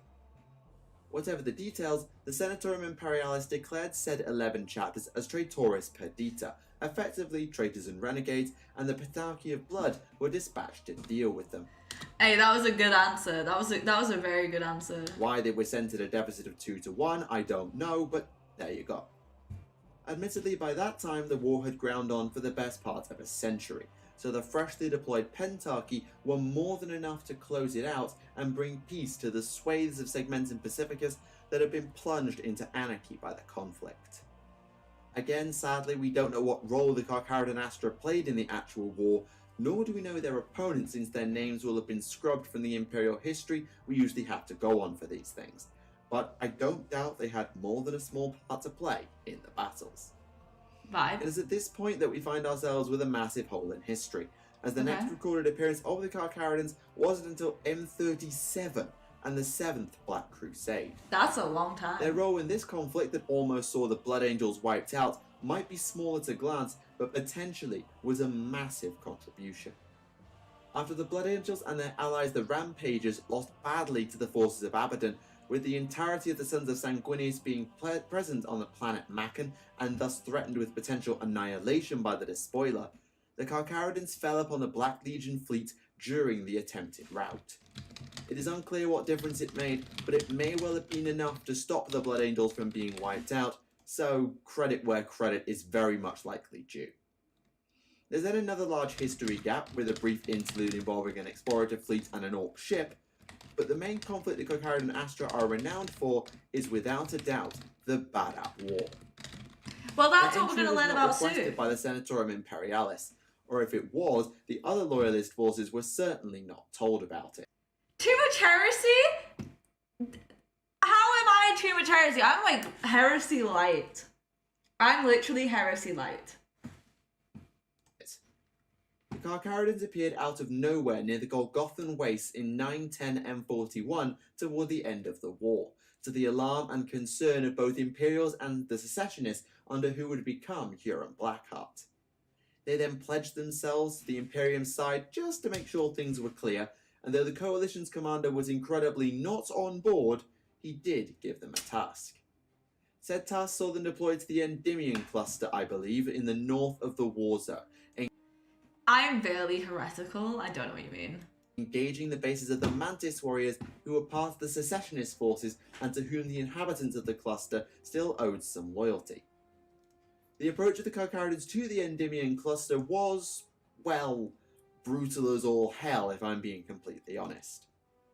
Rather than surgical strikes against bases or hit-and-run raids as typical doctrine might suggest, the chapter adopted what is known as a scorched earth policy. Untold numbers of humans were slain, many of them likely innocent, and entire worlds were razed, perhaps beyond salvation, in a horrific terror campaign. Why go down this route though, especially against secessionists who could potentially be brought back into the Imperium once the war was over? Simple. Honor. The Mantis warriors, for all the faults they may have had, were an honourable bunch, and they would not stand for the people of the Endymion cluster being slaughtered. Guys, you'll never guess what has just come up. So whilst we were talking about feedback, I just got a lovely bit of feedback for for a comment that was left that I hadn't seen, which has just appeared for me. I'm going to show you guys real quick. This is the feedback that y'all have given me, and I take it to heart. Bitch, I hate you so much for pausing so often, laughing and reacting to chat as if your life depends on it. Please do not react anymore. You will never grow, but you might. Thanks, bro. Your belief in the fact that I might grow means the world to me. I hope you're watching Mega Art. But you might. In short, they were all but forced, baited out to confront the Carcharodons head on. Honestly, Marshmallow, I've had ruder comments. It was just the fact that I just seen that one come up as we were talking about feedback.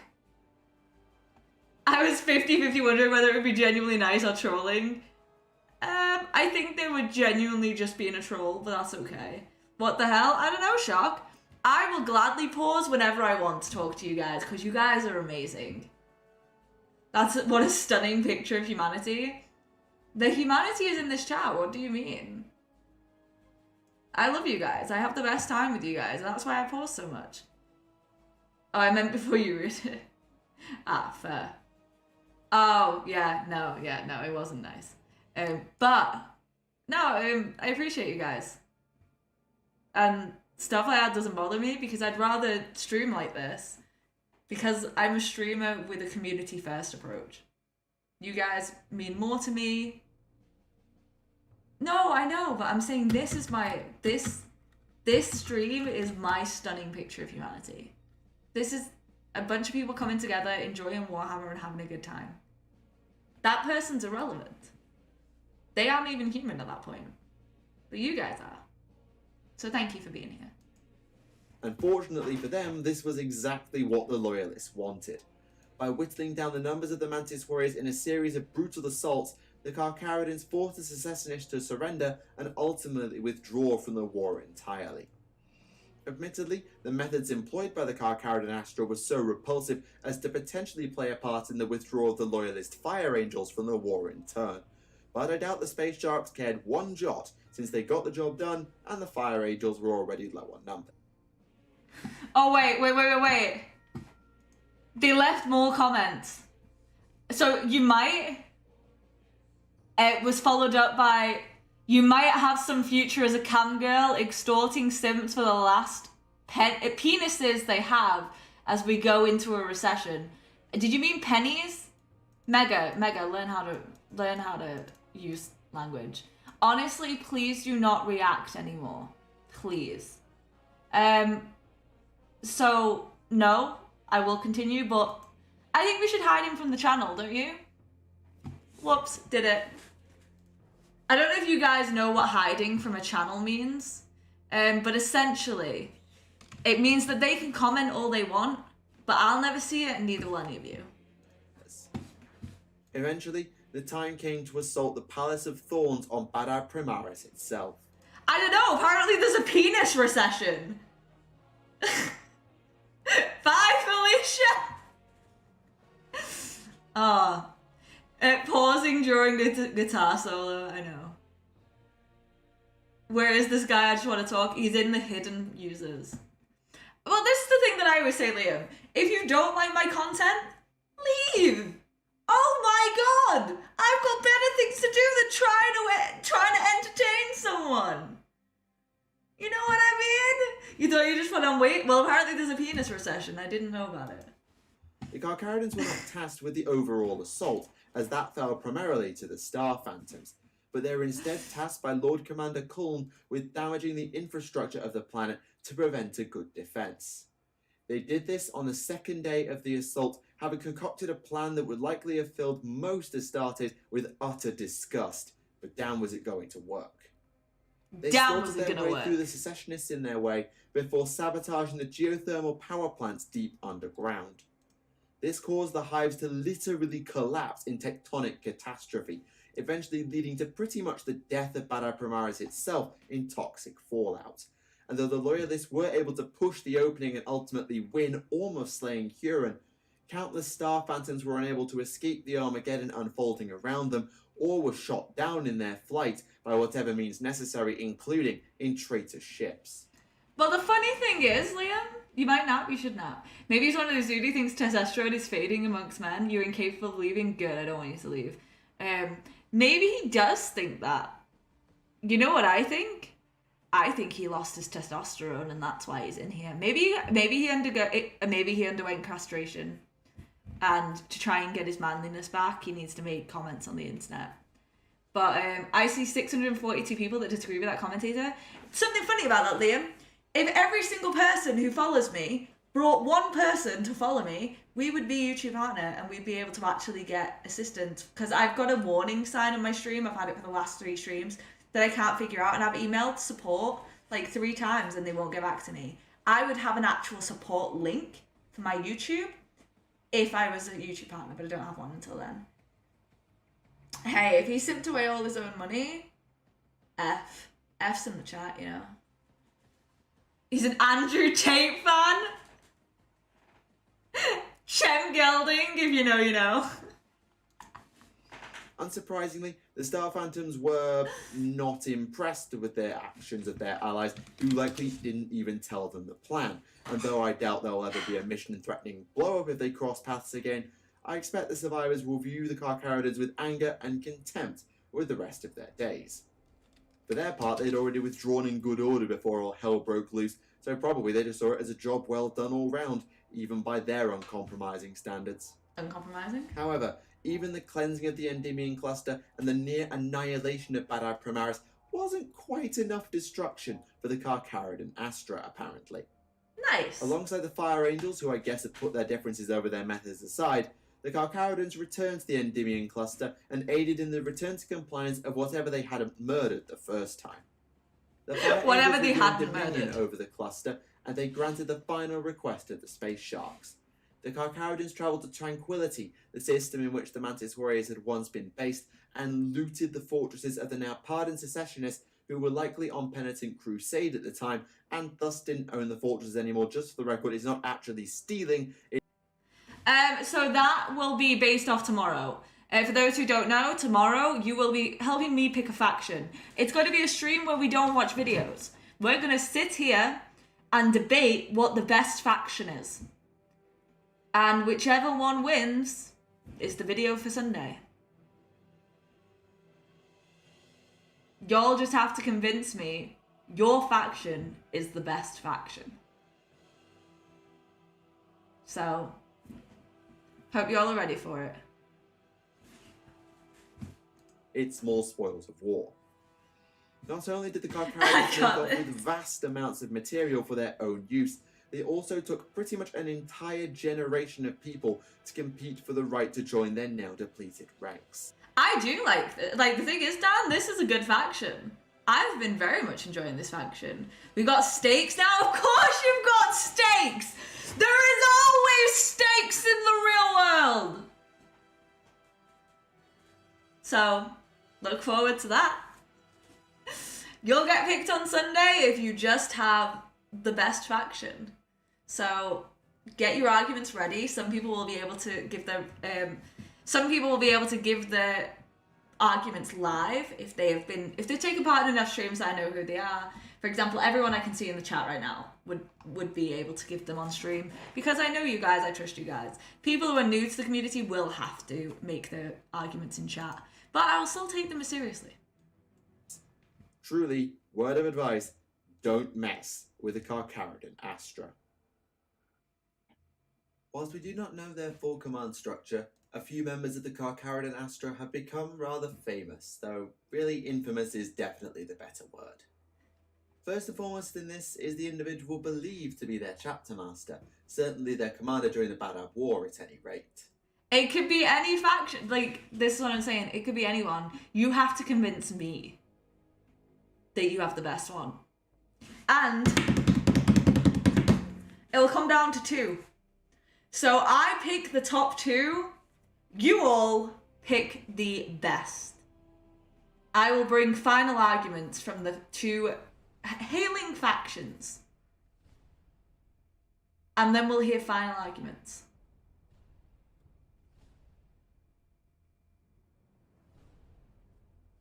I hope y'all are excited. This is going to be a whole event. This individual is commander of the Red Brethren, the Terminator armoured elite from the First Company. So he's going to be first captain if he isn't chapter master, and his name is simply Tyberos, the Red Wake. Nice. Tyberos was effectively the ambassador to the Loyalist forces in the Badab War, being perhaps the only liaison between the Carcharodons and everyone else in its prosecution. He seemed to be a man of not many words, and those words he did speak were not loud and bullish as you might expect from such an overtly brutal chapter.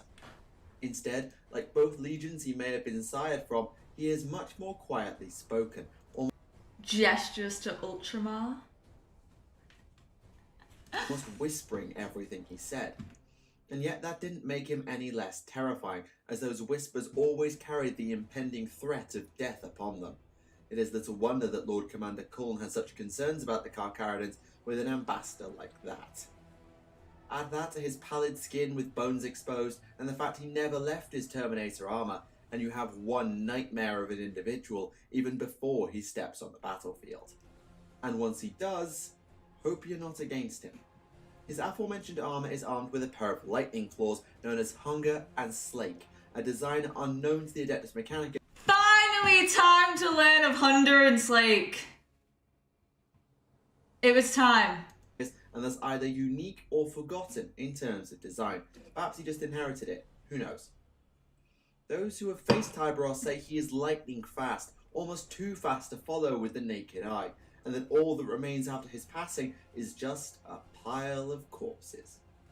But it is, as suggested by his voice, not maddening rage that creates this pile of corpses. Rather, it is much more calculated. Every kill is made with precision, as if it was planned before it happened, which, if true, speaks volumes to the abilities of the Red Wake as a warrior and as a mind. Annoyingly, we don't know exactly what he got up to in the Badab War besides just murdering a bunch of secessionists. I don't doubt he was all over the Endymion cluster as well as on Badab Primaris, but whether he did anything of particular note is unknown to us, unfortunately. Honestly, Mateo, it just gives me an opportunity to learn about some factions I probably wouldn't learn about yet. Gives me an idea of the kind of things that I might want to go on and learn about, and I think it's going to be really interesting just to see not only like who wins, obviously, but just all the different factions that are brought to me as people's favourites, you know?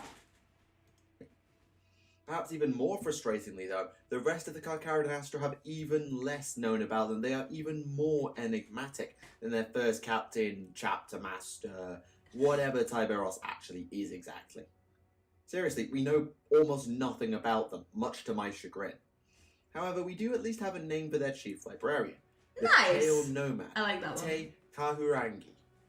We do not know when Kahurangi ascended to the office of chief librarian.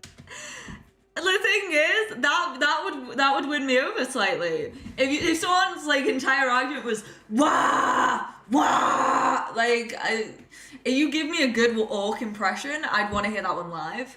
Then we'll give some ruling. Death Corps of Krieg, because someone has to shovel these bodies. Oh my god. Nor where he came from initially, but it is known that he is old, very old. Some say he is the oldest of the Carcharodon Astra not entombed within a dreadnought, only perhaps 3 generations removed from the original founders of the chapter.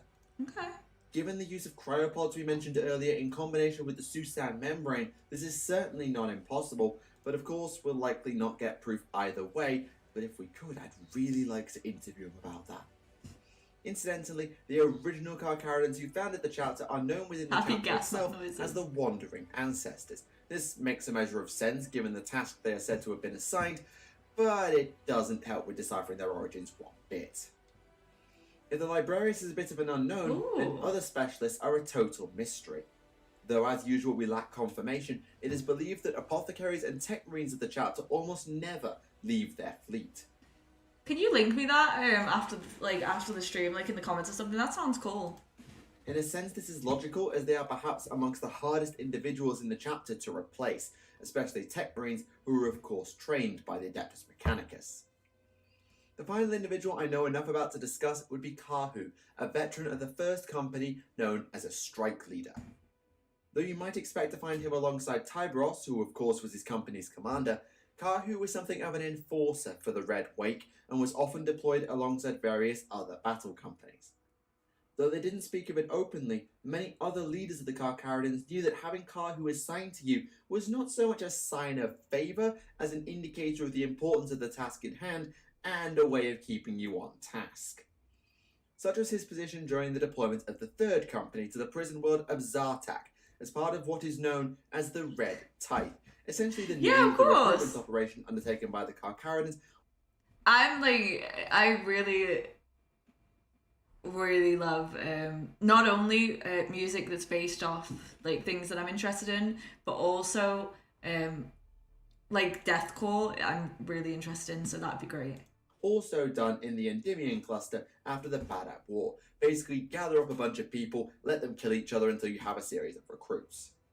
Sounds good. Unfortunately, this operation didn't go as smoothly as the one in Endymion, as Zartak was being raided at the time by none other than the Night Lord's Traitor Legion, who had been told of the coming of their lost brothers by a demon in advance of the Carcharodons' coming. Symbolism / hinting much? I think so. Maybe. Possibly. Mellifluous. Let me just start with Mellifluous Rhapsody is an amazing name. Thirdly, the argument for orcs should just be orcs is best and they believe it to be true, so it is. Checkmate is fucking amazing. But unless the non-purple orcs show up, like, how am I gonna know? Suffice it to say that an incredibly bloody battle ensued, in which I don't doubt Kahu Rylanor's was living last up to time, his got you. other reputation. That of being relentless and savage on the battlefield, made all the more disturbing by the fact that neither ally nor enemy will hear the Carcharodons speak whilst this murder goes on. Okay, I will state, this stream tomorrow is a free-for-all. I want everyone in character. I want everyone representing their faction. I want you to talk like them. I want you to react like them. I want you to treat each other the same way they would. I want a real faction experience. Okay? They communicate with each other, but there are no war cries, no talking with their allies. It is all done to the outside viewer in total silence. Unfortunately, this would also be the last battle that Kahu would take part in, as he and 3 other members of the first company joined the third on Zartak, perhaps all of them present in fact, were slain in a Night Lord's ambush. To be fair, there were a lot of Carcharodons killed in this manner. It's kind of the Night Lord's way, though I suspect the traitors will have paid rather heavily for every Carcharodon that fell. Yeah. So end the tales of the Carcharodon Astra. In truth, I wish we knew more about the mysterious space sharks, though perhaps it is better we don't know given their savage nature. Oh, who am I kidding? There are so many questions I want to have answered. Who did they come from? When did they come from? Where did they come from? What does their command structure look like? The list goes on and on. It is going to be fun, Mateo. Also, this guy is good, but just someone remind me if I put on one of his videos to put some background music on. I think if he had background music, his production value would go all the way up. He's a vibe. He's actually a vibe. I liked his information. Okay, we are halfway through. Vote Space Sharks the next time you have no solution behind. Alright. We're halfway through the stream. We have 2 more videos. Grab yourself a drink. I'm going to do the same. Go to the bathroom, grab yourself a drink. We'll be back in 2 minutes.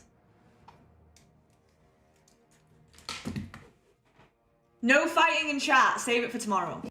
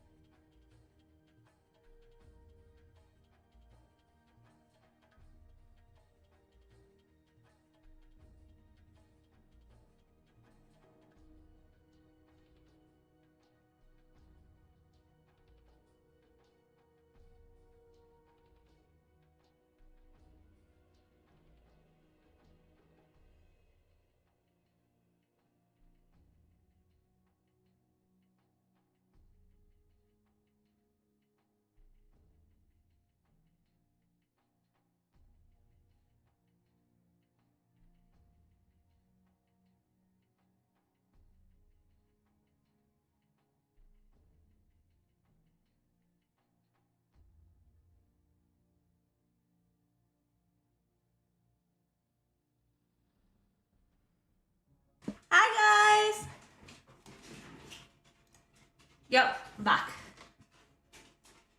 Wait.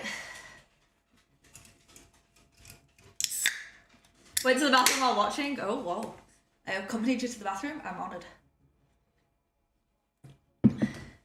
I can't unsee that now. Vote Sheech because waves magic hands. Magic. Listen, I'm just saying the species that could have moved into Space Station just because they thought they could have clearly the best way. We got Space Stations. They can do full-on head transplants and walk it off. That's pretty cool. Get a grenade to the face would be classified as amusing alarm clock prank amongst friends. You mentioned the Beast and the Primorcs. That's funny. Gork and Mork, obviously. There's like 2 people that I know of that have ever come close to killing the Emperor. One was Horus, the other a giant orc. Amazing. Alright, we ready to continue?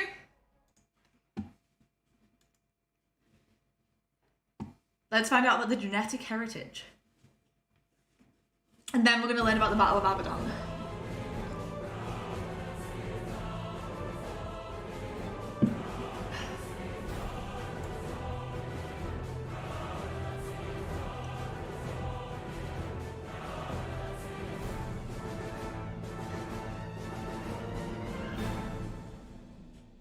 It's starting off good. The Carcharodon Astra, also known as the Space Sharks, are a loyalist chapter of the Adeptus Astartes created during an unknown founding. While the exact founding of the chapter is unknown, the Carcharodons have been documented as existing as far back as M32, where they fought during the conflict known as the Astropath Wars. Over the course of their existence, the Carcharodons have gained notoriety for their sheer savagery and brutality, which is considered by a number of Imperial authorities to be excessive, even when compared to other equally vicious Space Marine chapters, such as the Flesh Tearers or Executioners. Mind bullets go. This ferociousness is reflected within the chapter's battlefield doctrine, with the Carcharodons favouring shock assault and tearing their foes apart in melee combat. Should their foe prove exceptionally stubborn or resistant, then the chapter will swiftly withdraw before launching another violent assault against the enemy's flank or rear. Such is the brutality and ruthlessness of the Carcharodons in battle that it has been known for the chapter's allies to suffer from collateral damage. Ooh. This was most notably demonstrated during the course of the Badab War, with the assault on Badab Primaris, where the Carcharodons were ordered to target the planet's infrastructure, while the Star Phantoms launched a simultaneous assault against the Renegade Astral Claws chapter. The Carcharodons would choose to interpret their orders with their typical brutal efficiency, sabotaging a number of Hive City reactor cores, causing them to overload. While the way that the Carcharodons interpreted and carried out their orders were undeniably effective, their actions resulted in the deaths of hundreds of their Star Phantom allies. The Star Phantoms have never forgiven the Carcharodons for their callousness, and continue to harbour a deep resentment towards the chapter even to this day. Little is known about the origins of the Carcharodons, with many external records regarding the chapter becoming fragmented and lost, although the Carcharodons themselves claim to be fully aware of their history. Despite this, some hints to their origins remain. The tome known as the Mythos Angelica Mortis details an event known as the Day of Exile, where the founders of the Carcharodons, known to the chapter as the Wandering Ancestors, were ordered to journey to the very edge of the galaxy, where they would be tasked with hunting down and slaying Xenos, traitors, and renegades in order to atone for some unknown transgression. Night Lords in a nutshell, so how many war crimes have you committed? Yes! During the chapter's journeys That was a good throughout one. the Outer Dark, Thank the you, Melissa. Carcharodons have recovered numerous examples of ancient technologies known as archaeotech. This is then traded with the Adeptus Mechanicus, who in exchange provide the chapter fresh supplies of materiel, such as armor, vehicles, and ammunition. These trades conducted with the Mechanicus are known to the chapter as Grey Tithes. Despite this supply of goods from the Adeptus Mechanicus, much of the chapter's equipment is incredibly old, with many examples of which having been extensively modified in order to keep it serviceable. The Carcharodons are also somewhat unique for a Loyalist Space Marine chapter for their methods of acquiring new aspirants. For instead of forcing volunteer aspirants to undertake trials in order to prove their worth, the Carcharodons will conduct swift and bloody slave raids known as Red Tithes. Nice. The strongest and most promising of these slaves will be inducted into the chapter, while the rest will serve the Carcharodons as slave serfs. Since many of the chapter's records Serfs, get it? Because they're sharks. have been lost to the annals of history, including that of their It's true. primogenitor Primarch, then which of the first founding legions could the Carcharodons be descended from? While the source of the chapter's gene seed is officially unknown, the genetic stock of the Carcharodons is noted to display a number of flaws. The first of these, which appears to be a flaw unique to the chapter, is that as the warriors of the chapter age, their skin starts to take on a rough sandpaper texture, with dark grey denticle-like growths similar to that of shark skin manifesting across their flesh. Okay. The other notable traits found within Carcharodon gene seed is that of a speculated flaw within their melanchromic organ, resulting in the chapter's battle brothers developing deathly pale skin and eyes that are an oily black in colour. These latter two traits are characteristic of two of the original Space Marine legions. The first and most likely of these potential primogenitors to the modern-day Carcharodon chapter is that of the 19th Legion of the Legione Astartes, the Raven Guard. Like the Carcharodons, the gene seed of the Raven Guard causes those that are implanted with it to develop pale skin and black eyes. While funny, every chapter has serfs. It's a feudal thing. It's a gross thing.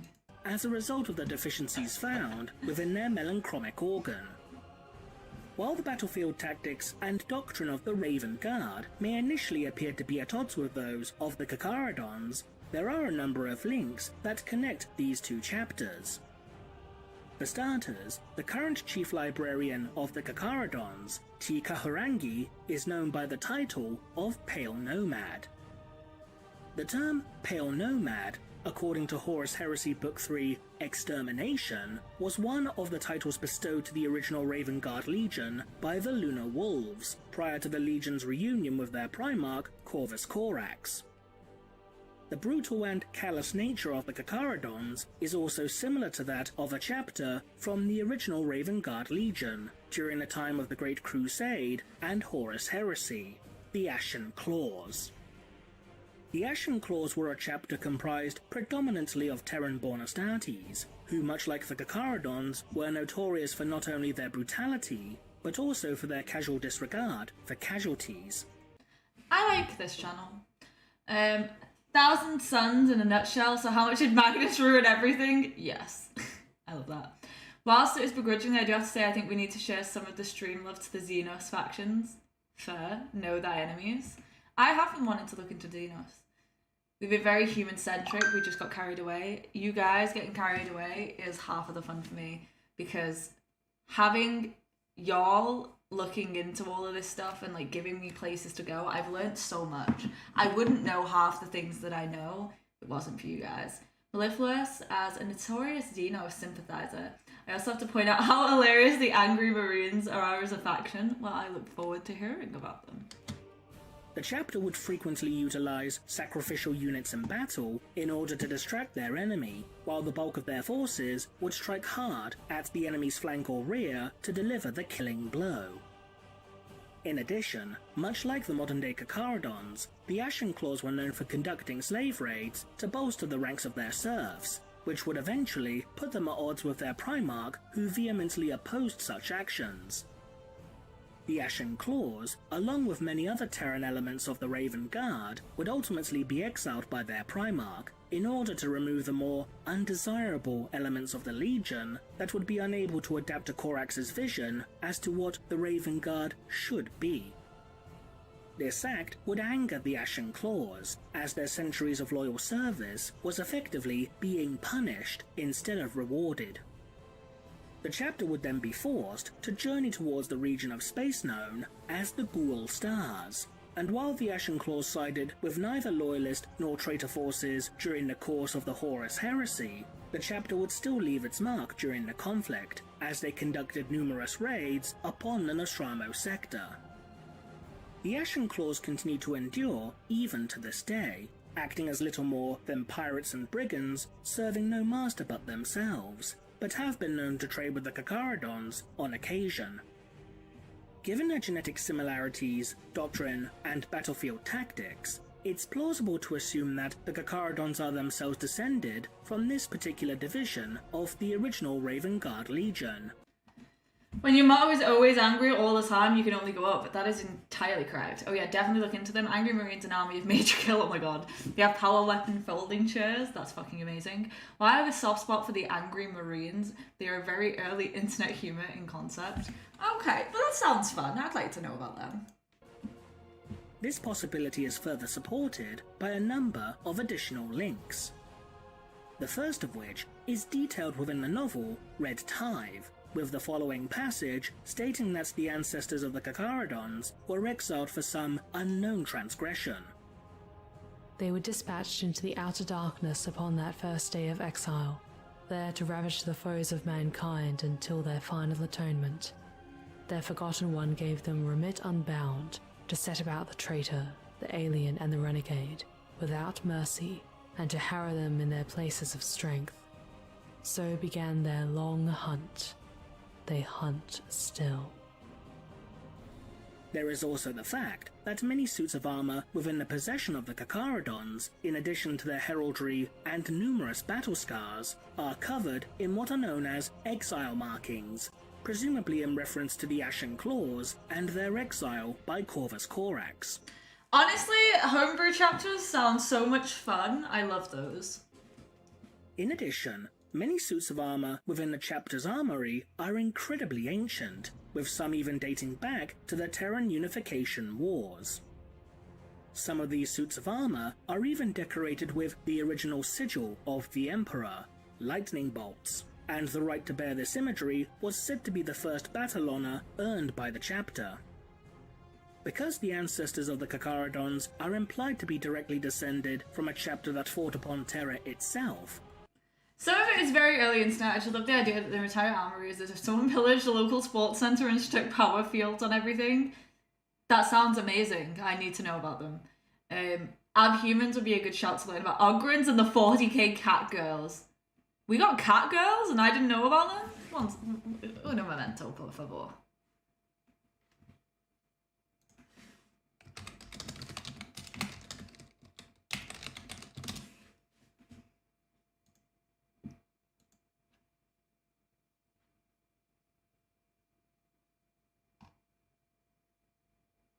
Too much cat, not enough rack, in my opinion. this only strengthens the possibility that the Carcharodons Yo, could be descended Dorian! from the Ashen Claws, who, as stated earlier, were mostly Terran-born Raven Guard. Dorian. How is this a hoser stream? I thought you said that my other shit was the hoserist. How can this be the hoserist? Dorian, tomorrow I have a stream that you will consider hoser, but as my mod, I would appreciate you being there. We're having a free-for-all where people try and convince me to join their faction. Because it involves me. Fuck you, you hoser. So people are going to try and convince me to join their faction. So, Dorian, you want to get me onto your faction? You're going to have to be there tomorrow. Also, help me keep things contained. Okay? Another piece of evidence to support this possibility is that the chapter master of the Carcharodons, Tiberos the Red Wake, is also known by the title of Shade Lord. During the course of the Great Crusade, the title of Shade Lord was used almost exclusively by a figure known as Arcus Fowl, who was the original commander of the Ashen Claws. The novel Outer Dark even suggests that a figure revered by the Carcharodons known as the Forgotten One, who is regarded to be the father of the chapter, was in fact Arcus Fowl. When a contingent of Carcharodons met with a modern-day incarnation of the Ashen Claws in order... I will allow you to pre-submit your arguments. Probably not Imperium. Doesn't need people who love Slanesh! Alright, listen here, you hoser. I'll love whoever I want.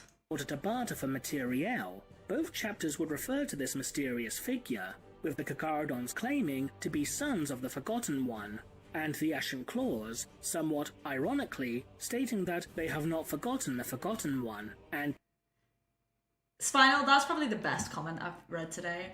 Join Space Sharks to throw more shade than RuPaul's Drag Race. Amazing. continue to serve him to this day. In addition, the signature weapons of Tyberos, a pair of gauntlets named Hunger and Slake that incorporate both chain blades and lightning claws, are said to be relics that were supposedly stolen from the Ashen Claws, further strengthening this connection.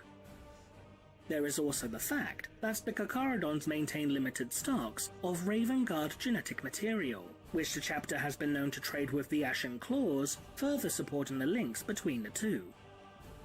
While the evidence to support the possibility of the Carcharodons being a Raven Guard successor chapter appears to be overwhelming, there is still a minute possibility that the chapter is descended from another legion entirely. As such, could it be possible that the Carcharodons are, in actuality, descended from the 8th Legion of the Legione Astartes? Listen here, Joe. Joe Mama is my bedmate. The Night Lords. With Slanesh. While this may appear to be somewhat unlikely, there is a fair amount of circumstantial evidence connecting the Carcharodons with the Night Lords Legion. The first of these potential links is once again due to a number of similar, if not outright identical, genetic traits.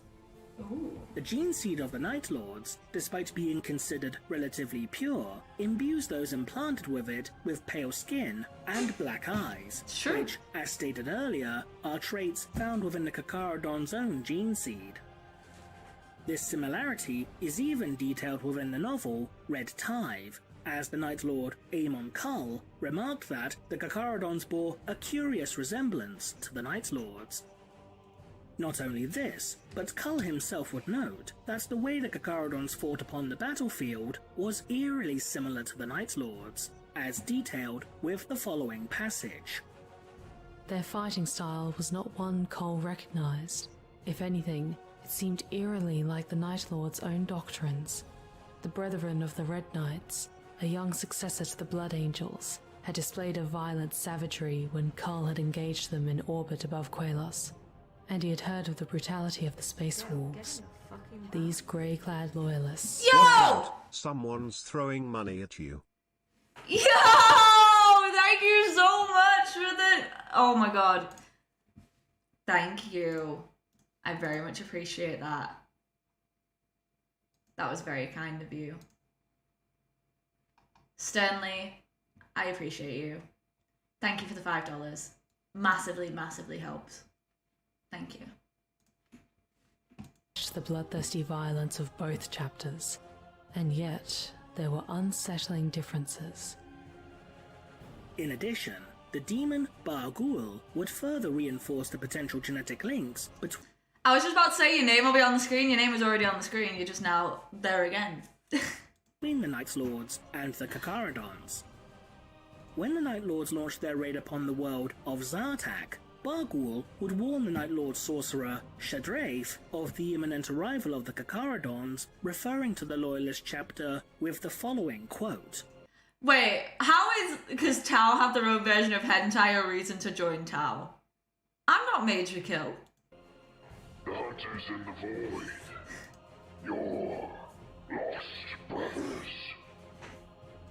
Now, while it is admittedly possible that the demon could have simply used the term brothers in order to refer to the Carcharodons as merely being fellow space marines, the term brother is commonly used within the ranks of the Adeptus Astartes in order to describe warriors who share the same genetic heritage, regardless of their chapter.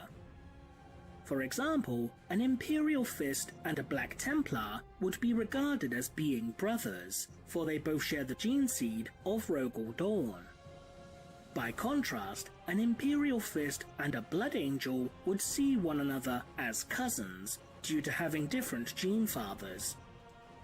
One of the final pieces of potential supporting evidence that suggests a genetic link between the Carcharodons and the Night Lords What did I do, Liam? Also, I like your new profile picture. comes from the novel Outer Dark. When Baal Shah, the Reaper Prime of the Carcharodons, met with Nehat Nev, the chapter master of the Ashen Claws, within the feasting hall of the Lost Eyrie, one of Nev's warriors refers to Baal Shah specifically as being traitor-born scum.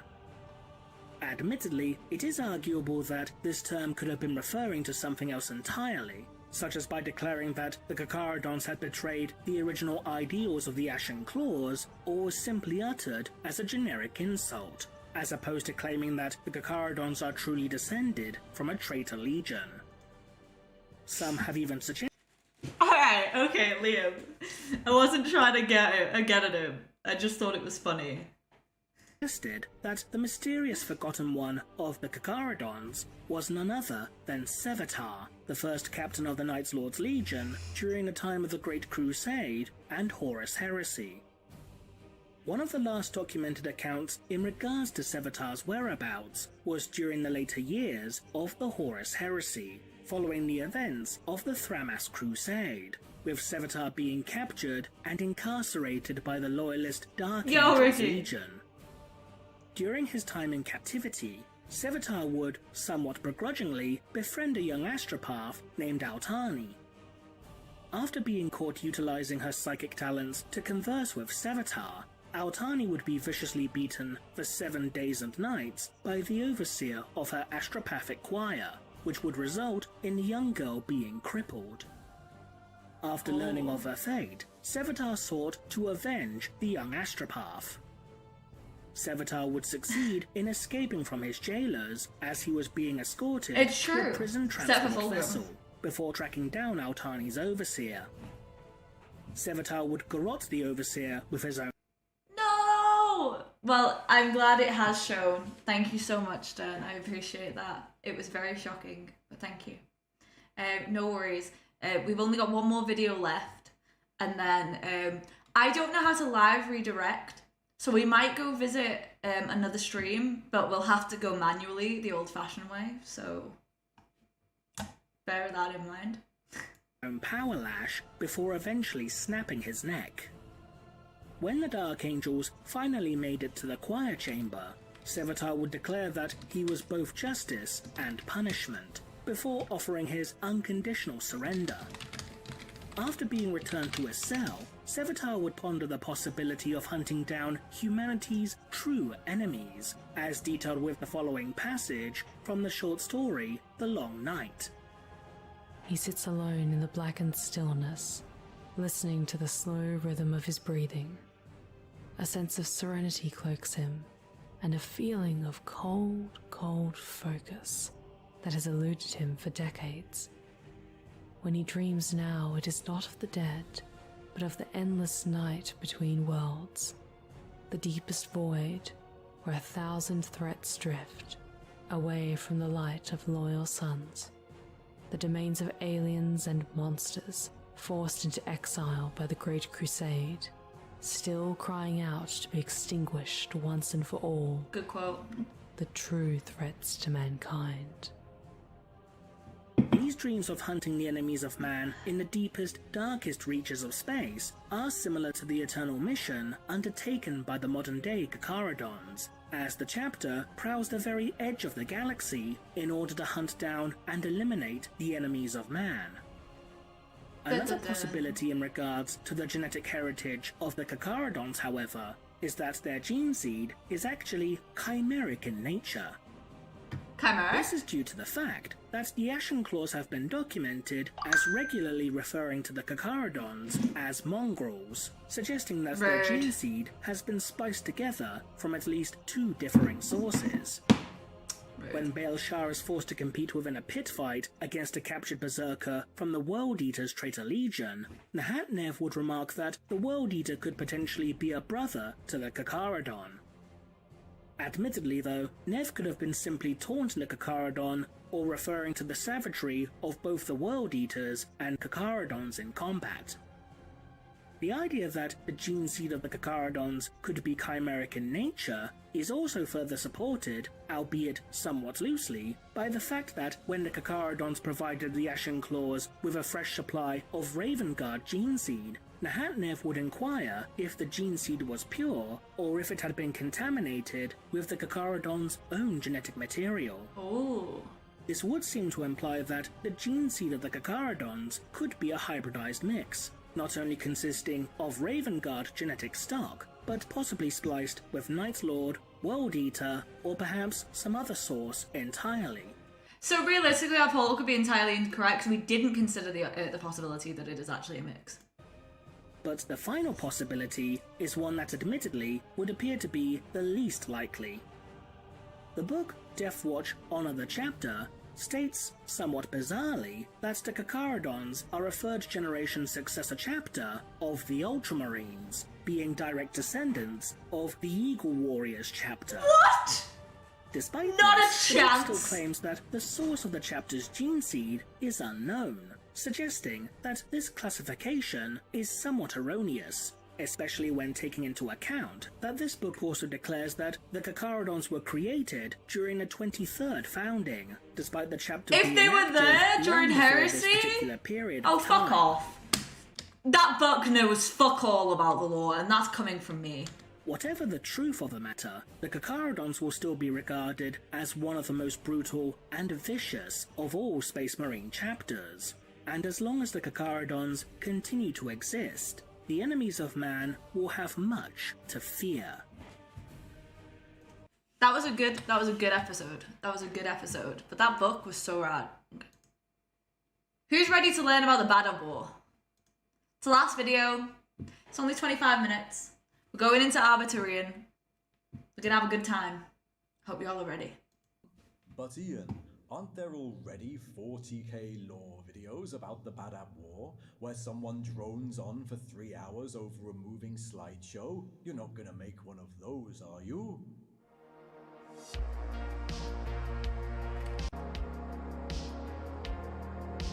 The Badab War is a recurring story in Warhammer 40k, an Yes. internal dispute that I need to learn about spirals it. into a localized civil war, and I really like how mundane it is. Rather than the usual fall to chaos, it's a story about the inefficiency of the Imperium. I have another video where I go through the various mentions of Badab over the years and how it's evolved, but in this video I just wanted to go through the story from start to end, hopefully in about 20 minutes. I'm going to break it down year by year, and I'm going to accompany it with a moving map, so hopefully it's easier to follow. So, here we go.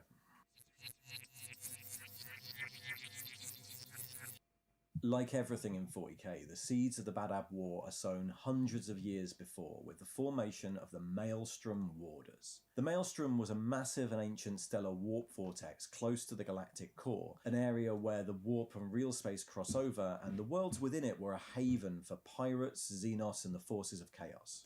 Well, it seems like we're fairly split on this, Stern. Quite a lot of people think it's the Night Lords, and part of them think it's the Raven Guard. I do think it would be interesting to believe that they could be a mutt version of the two, especially with the Night Lords having the skin and eye deformity that also shows up in the Sharks. I think it's really interesting for it to be a mix of the two. But at the same point, I don't see how Ravens became Sharks. The area around the Maelstrom, They're not even called a the bird. Maelstrom Zone, contained a huge amount of mineral wealth, so settlements have persisted close by. But Nor do they like shiny things. attacks from within the Maelstrom were always an issue, and after the successful invasion and destruction of the hive world of Signax by a force of Chaos Space Marines, a decision was taken to station several Space Marine chapters in the zone. Founded in year 587 of the 41st millennium, these Maelstrom Warders chapters would consist of the Mantis Warriors, whose home world was already within the zone in the Endymion cluster, the fleet-based Lamenters and Charnel Guard chapters, and would be led by the renowned Astral Claws, who took over an orbital station in the Badab system. They'd be aided by a permanently stationed Imperial Navy squadron. In the century or so immediately following their formation, this was a great success, but after the Charnel Guard were retasked elsewhere and a number of attacks made it out of the Maelstrom in the following years, the Astral Claws and Lamenters were heavily criticised by the Inquisition. This infuriated the chapters, who had been petitioning for a replacement to the Channel Guard for years at this point. A second, but less well-known seed would be planted when the Tiger Claws chapter reappeared 100 years later in 680, after being thought lost in the warp. The Tiger Claws were a successor of the Astral Claws, but on their return only a handful survived. But in 40k, chapters are required to send a portion of their gene seed back to Terra every so often, for purity checks and as a sort of reserve. The Tiger Claws chapter master, Velata, went to Terra to request the release of the gene seed to rebuild the chapter, and mysteriously disappeared. The remaining Tiger Claws sought refuge with the Astral Claws and were quietly reabsorbed into their parent chapter. Finally, in 715, Lufthuron, captain of the Astral Claws' 3rd Company, was appointed chapter master. And The Raven Guard are kind of weird. They did make abominations for Marines, that sounds about right. I get what you mean, but I've seen chimeric GNC being used as a suggestion for so many chapters. I consider it to be a cop-out for those who don't want to commit to one answer. That's a fair point. That's a fair point. But like I said, I think there's arguments for both, but I just don't see how a Raven became that. Yeah, later he killed all but made them, and later became a huge bird demon. On a campaign to strengthen the Warder chapters and the defences of the Maelstrom Zone. He expanded the Badab fleet with captured Corsair ships, increased their stockpile of armaments, and, after a brief civil war occurred over succession on Badab Primaris, took direct control of Badab, executing the ruling nobility and claiming the Badab sector as the Astral Claws chapter fiefdom, to better protect these worlds and those souls who dwell upon them in the glory of the Emperor. He also sent petitions to Terra to request additional forces so that the Maelstrom could be subdued forever. His petitions were dismissed without full hearing. In protest, Huron withheld Badab's planetary tithe and blocked trade routes through the Maelstrom Zone, citing the need for additional raw materials to defend the area and additional security.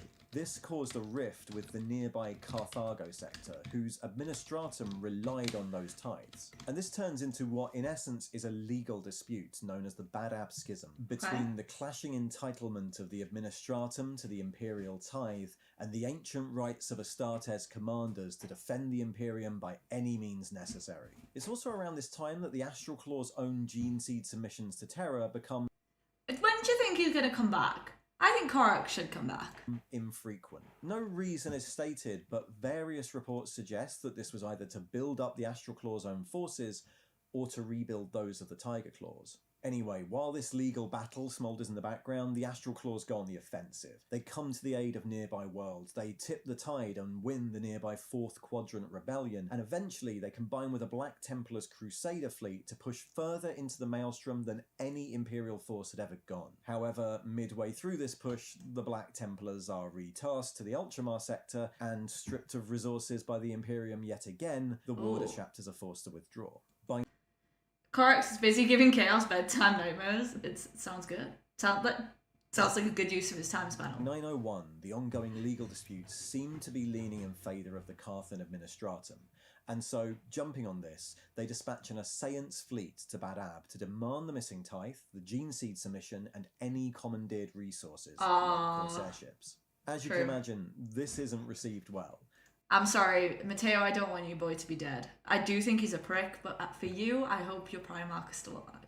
The hugely powerful system defences of Badab demand the Tithe Fleet give way to the just authority of the system's masters. The Tithe Fleet demand the defences stand down in the name of the Emperor, and after a moment of panic, the Badab system defences awake and the fleet is destroyed. This causes huge local political fallout. The governor of the Carthago sector calls for censure against the Astral Claws and the arrest of Huron, but the Imperium at large ignores this. The Badab sector is regarded as a vital bulwark against the Maelstrom. The Carthans, increasingly desperate, take matters into their own hands. 2 more fleets are sent into the Maelstrom Zone. Both disappear, and the Carthan Imperial commanders begin to spread propaganda that the Astral Claws and Huron himself are traitors. Incensed by this, in 903, Lufthuron issues the famous Articles of Just Secession, ratified by the Mantis Warriors and the Lamenters, which state that the whole Maelstrom Zone will sever its ties from its neighbouring sectors to better protect the Imperium at large.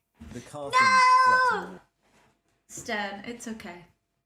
We'll miss you. We'll see you. We'll see you tomorrow. Stream only has 20 minutes left anyway. We're going to try and say hi to Chapter Master back. Maybe. They tried to seek aid from the Departamento Minatorum and Navy, but are flatly refused and informed that the matter was an internal disagreement. They increased their PDF forces and convinced their counterparts on the Maelstrom Zone Administratum base of Sagan to do the same. And finally, they send direct and open appeals to several Space Marine chapters to aid them in recovering the lost tithe and safeguarding their ships. The first to respond, in 904, were the Firehawks. The Firehawks agreed to investigate the lost shipping and send several ships into the Maelstrom Zone. When the Firehawks ship Red Harbinger enters the Endymion cluster, it's intercepted by the Mantis Warriors, who order it to stand down. The Firehawks refuse, and the Mantis Warriors open fire and cripple the ship before boarding and capturing the Marines on board. Yeah, but Gilliman gave, like, the fucking worst orders. And he split up all the chapters, so...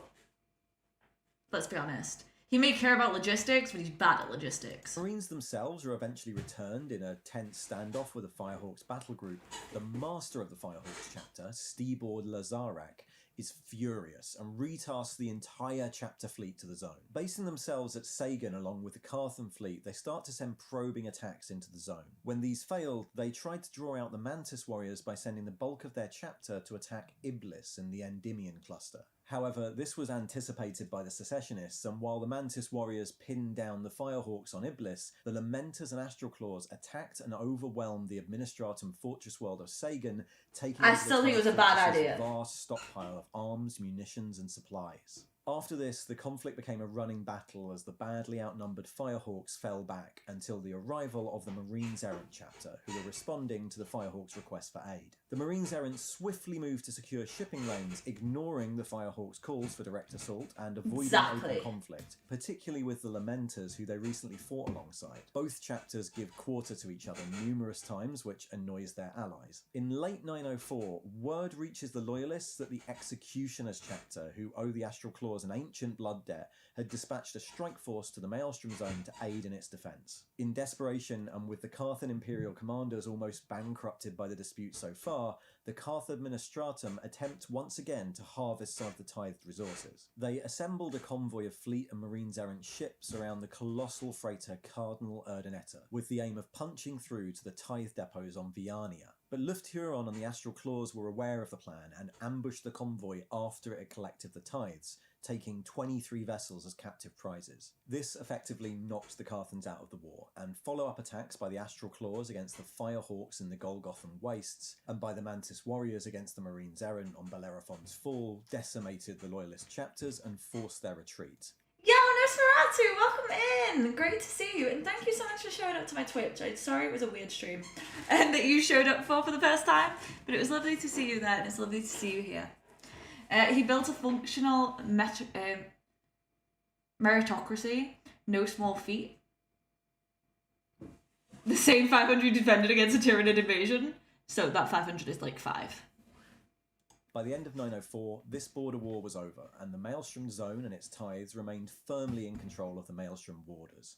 I'm trying to make sure I know about this, because y'all talk about it a lot. However, with 5 chapters now in open conflict, the Imperium's high authorities finally decided to take action. They dispatched a delegation of Imperial Legate Inquisitors led by Inquisitor Jarndyce Frayne to investigate. After finding evidence of the lack of gene seed submissions and the attacks against Imperial shipping, the delegation demanded the unconditional ceasefire of all parties and for the warders to surrender. This was immediately rejected by Huron, who stated that standing down would leave the Maelstrom Zone defenceless and his Emperor-given charges naked before the enemy. From a legal dispute to a local feud, the Badab War had now become a conflict between the Imperium and all who stood with Luft Huron. After the judgment of the legates was delivered, a force of Space Marine chapters was assembled from those in the area, consisting of elements from the Salamanders, Raptors and Fire Angels, and led by the Red Scorpions. I don't know half of these chapters. Right, I don't know half of these chapters. I don't know who the Fire Angels are. I don't know who. And Fire Angels. Don't know who they are. Led by the Red Scorpions. Don't know who they are. The Firehawks and Marines Errant. Don't know who the Firehawks are either. Stood down from frontline duties. God, I need to learn about these guys. Everyone. The Firehawks returned to the Endymion cluster and firebombed the Mantis Warriors' protectorate of Sacristan, wiping out more than 90% of the population in revenge for their loss at Iblis. The new loyalist forces gathered at Josiah Quintus and started to push into the Maelstrom zone, along with fleet elements from Battlefleet Solar. This led to the first big naval battle, the Battle of Silent Reach, between the Red Scorpions and Lamentus fleets. Though no big gains are achieved, the secessionists are effectively contained by the fleets, and the loyalists turn their attention towards Viania. The Firehawks and Raptors are moved into patrol and escort operations, while the Red Scorpions, Marines Errant and Fire Angels conduct raids on the Viania system, where they encounter the Tyrant's Legion for the first time. Red Scorpions are known for helping Death Corps of Krieg on Varix. Okay, thank you. The Tyrant's Legion are the reformed PDF forces of the Maelstrom Zone, commanded by elements of the Astral Claws, and they effectively hold against the raids. At the same time, advanced elements of the Executioners chapter arrive and start to disrupt Loyalist supply lines, while forces loyal to Huron take over the independent fortress world of Surngrad from within. At this point, the secessionists called a parley at an abandoned asteroid base in the Grief system, in order to avoid further bloodshed between those who should be brothers. Attended by the Tyrant of Badab, Luft Huron, Red Scorpion's Lord High Commander Ortis, and the Mantis Warriors Chapter Master Sartak, the discussions quickly broke down into accusations and calls for trial. Sounds about right. But as the two sides adjourned, 3 unknown vessels broke from concealment in a nearby gas giant and attacked the base. Gas giant. Destroying it and killing Ortis and Sartak. This became known as the Betrayal at Grief, and all sides blamed the other. The Loyalists said it was a plot by Huron, while the secessionists laid blame squarely at the door of the Inquisition, claiming it as an assassination attempt. After the loss of Ortis, the Loyalist commander, secessionist raids increased until the appointment of Carab Cullen as the new Lord Commander of the Red Scorpions, which coincided with the arrival of forces from the Howling Griffins, Nova Marines, Griffins and the Nova Marines! At this point, the Marines Errant were again moved into reserve before withdrawing. I don't know who any of these are. Towards the end of 906, the Loyalists capitalise on gains in the Maelstrom Zone with the construction of Vengeance Station on Hallows Point, protected by the Firehawks fleet against Lamentus raids, and the first attacks on secessionist shipping by the Red Scorpions and Raptors. The Nova Marines and Sons of Medusa probed into the Endymion cluster, resulting in the garrisoning of the Chimera system by the Howling Griffins. This allowed the Loyalists to push forward into the Garganthea system, where the Raptors, Salamanders and Fire Angels fought the Astral Claws and Mantis Warriors amongst the tangled vegetation. Capitalising on the Loyalist gains, the Raptors and Salamanders moved to retake Surngrad via a series of covert operations led I'm learning there is a lot of chapters. by the Raptors, and the planet was quickly rebuilt and garrisoned by the Salamanders.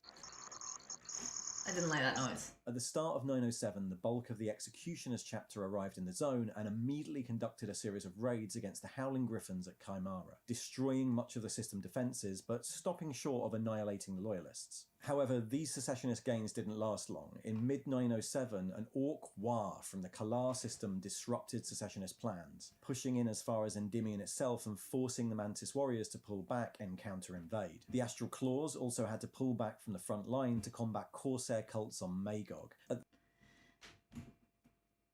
Red Scorpions have a Dreadnought as their chapter master? Based. Remember, Harley, there's thousands of chapter Marines. I'll give a few, take 100. You'll never know them all, and not even half are really named or still alive. Yes, but it annoys me when they're actively involved in an event and I don't know about them. At the same time, the Minotaurs entered the conflict, immediately launching a full-scale attack on Cairo, wiping out Tyrant's Legion forces there, and then marauding through the Pale Stars and Dean Stellar Drift, following their own list of targets. While a huge boon to the Loyalist forces, they only ever reported back to the Imperial Legates, and largely conducted their own war in the Southern Zone, coming into conflict with the Executioners, who had stationed themselves temporarily in the Dean Stellar Drift. Secessionist losses continued at Galen, where the Salamanders and Fire Angels dislodged a force of Astral Claws, and at Viania, where continued raids by the Red Scorpions and a relief force of Minotaurs finally wiped out the Tyrant's Legion defenders. In early 908, the secessionists attempted to turn the tide by recovering buried weapons stores on the dead hive world of Signax. That's the world that was destroyed hundreds of years ago and started the whole story. But the Loyalists, dispatching the Sons of Medusa and the newly arrived Exorcist, commenced a brutal campaign to scour out the Astral Claws. However, the fractious Sons of Medusa pursued their own ends throughout the war, and the Exorcists were recalled and their forces added to what became the largest Loyalist push of the campaign. Don't worry, this isn't all I'm going to learn about the Badab War, Ricky. It's just a starting point for me to have some context, because the Badab War comes up all the time. and the Space Sharks were also part of that war. So this is just a context thing to give me a bit more insight, but Badab War is going to have its own stream. The retaking of Sagan. The mass strength of the Fire Angels, Red Scorpions, and Exorcists, supported by the Nova Marines, Raptors, and Salamanders, fought through a maze of storage compounds as the Astral Claws launched last-ditch defences using suicide attacks and viral weapons. However, the Loyalists won, and Sagan became their primary base in the Maelstrom Zone. At this point, judging the secessionists to be contained, the Raptors, Nova Marines, and Howling Griffins were withdrawn and redeployed. Officially, this was because of an Orc War in the Ultima segmentum, but unofficially, it was because all 3 chapters were considered too nice to push on and destroy the secessionists.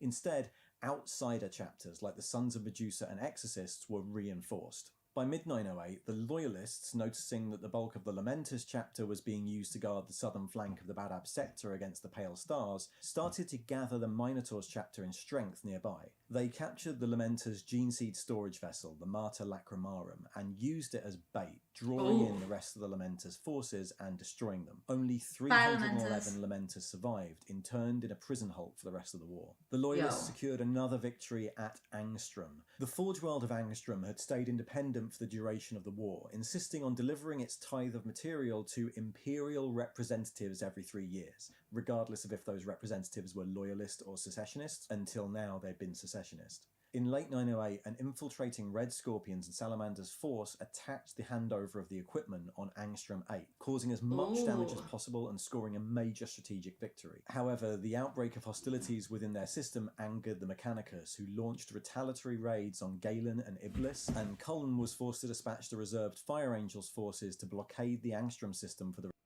Well, the name makes sense from that, Dan. The Exorcist Hardcore, they're an offshoot of the Grey Knights. Part of their recruitment is getting possessed by a lesser demon and being exercised. Makes them super resilient against chaos. Yeah, it makes sense why they're the Exorcists then. Rest of the war. By the end of 909, the secessionists only held out in the Endymion cluster and the Badab sector itself. In the Endymion cluster, the Mantis warriors were conducting a hit-and-run campaign against the Fire Angels and Sons of Medusa, while the bulk of the Astral Claws forces and fleet elements were within the Badab sector itself. The Executioner's base of operations in the Deanstellar Drift was intact, but the Executioners themselves refused to operate under the direct control of the Tyrant of Badab, operating only as allies to disrupt loyalist activity. Galen had seen a lot of fighting and switched sides multiple times during the campaign, and at the start of 910, Carab Cullen redirected the bulk of the Sons of Medusa, along with inquisitorial oversight, to make sure that could never happen again. The Sons of Medusa conducted a terror campaign, landing in the capital and massacring the populace. The rest of the settlements on the planet started to surrender within 56 hours, and Galen was left an inquisitorial prison world. Around the same time, the first advanced ships arrived from the Carcharodon Astra, at the head of a full fleet advancing beyond the Golgothan wastes. They were deployed directly to the Endymion cluster in the hope of countering the guerrilla activities of the Mantis warriors, and this Tranquility campaign fell first on the Sigard system, where the Carcharodons destroyed its colonies and plundered resources and war material, before moving... So this was like a whole ass thing. Everyone like kind of got involved. What's the difference? What's the difference for secessionists? I don't think I quite understand that. So if someone could describe, inform me of what that is, I think that would really help my understanding of this. Moving on to Iblis and then Endymion Prime itself. Is it just the secessionists, or the chapters that have come from previous chapters, like the ones that are like one removed from the gene seed? Ignoring the Fire Angels still holding out on the planet, the Carcharodons commenced a colossal drop pod assault, turning the entire planet into a battlefield. The Mantis warriors refused to retreat from Endymion Prime and were brought to battle again and again by the Carcharodons, each time returning with fewer Marines. By the end of 910, the Mantis warriors had ceased to exist as an effective fighting force, and the Fire Angels, angered by the conduct of the Carcharodons, were withdrawn from the campaign. The Carcharodons split their fleet to reinforce the Minotaurs and Red Scorpions in expectation of the invasion of the Badab sector. Damn.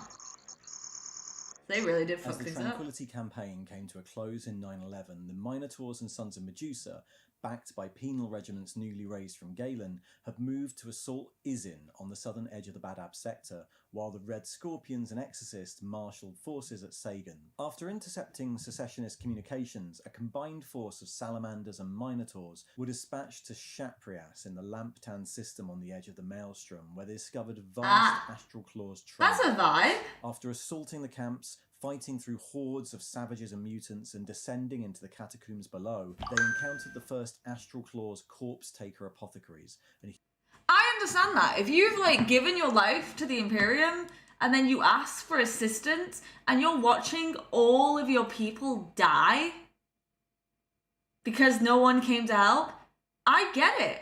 I actually get it. I do. Also, we had 69 views on this stream. Nice. Huge stores of gene seed recovered from the bodies of loyalists and secessionists alike. However, as they returned with the news from Lamptan, the Salamander's ship Pyre of Glory was caught in a warp squall and becalmed on the edge of the Maelstrom zone. Its requests for aid were intercepted by a small secessionist ship carrying the Astral Claws Arch-Centurion Carnac Commodus, who in turn requested aid in taking it on. When the Executioner's flagship, Phaeton's Wrath, answered, both ships fell on the Salamanders, leaving them crippled and accepting their surrender. However, as the Executioners and Salamanders gathered to formalise the surrender, Commodus led a boarding assault into the Pyre of Glory in an attempt to access and steal the Salamander's gene seed. Yo, they're just going straight for the gene seed. Like, half of this war seems to be, let's take the gene seed and hold it hostage.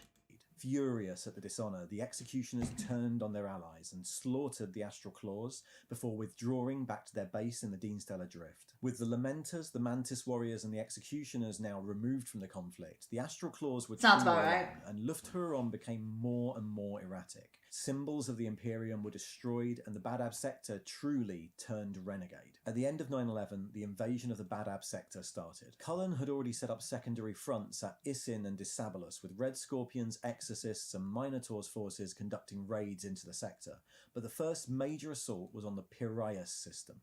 On the second moon of Critias, Carab Cullen and Lufthuron met in personal conflict, both wounding each other, and the Loyalist forces are trapped on the surface before the Imperial Navy managed to turn the tide and defeat the secessionist fleet, attempting a daring extraction. In the aftermath, both forces claimed victory. For the secessionists, Piraeus was defended, but at the cost of their fleet. For the Loyalists, they destroyed a huge proportion of the secessionist forces, and with the space lanes open, they were now in position to press the attack.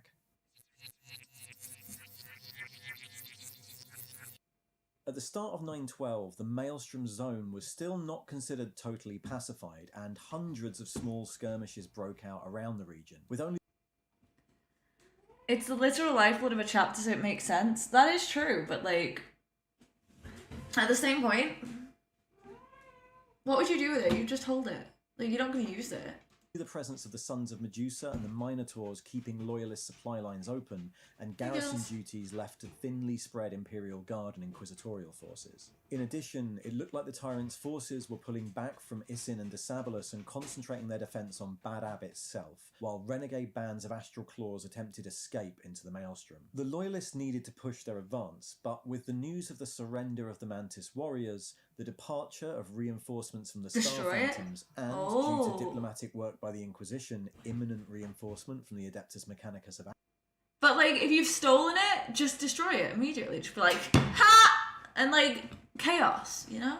Angstrom, they elected to strengthen the blockade around the Badab sector, the linchpin of this being the Firehawk's massive battle barge Rapturous Rex. In the meantime, the Carcharodons and the Sons of Medusa departed into the Deanstellar Drift to hunt the Executioners, but as the Sons of Medusa clashed with the Executioners' ships, the Salamanders forced a parley, and the Executioners agreed to stand down until the end of the war. In 913, the Star Phantoms chapter arrived at full strength along with a maniple of battle titans from Legio Crucius, and the final siege of Badab began. The Ring of Steel, the defences surrounding Badab, was breached by the genius of the Mechanicus of Angstrom, as they utilised the Rapturous Rex to tow and fire a burning stellar core into the primary control fortress of Sentinel Sigma. As Sons of Medusa and Exorcist boarding teams assaulted the burning station, the Minotaurs carried out strikes against Badab Secundus and Rygiel, decapitating their military commands.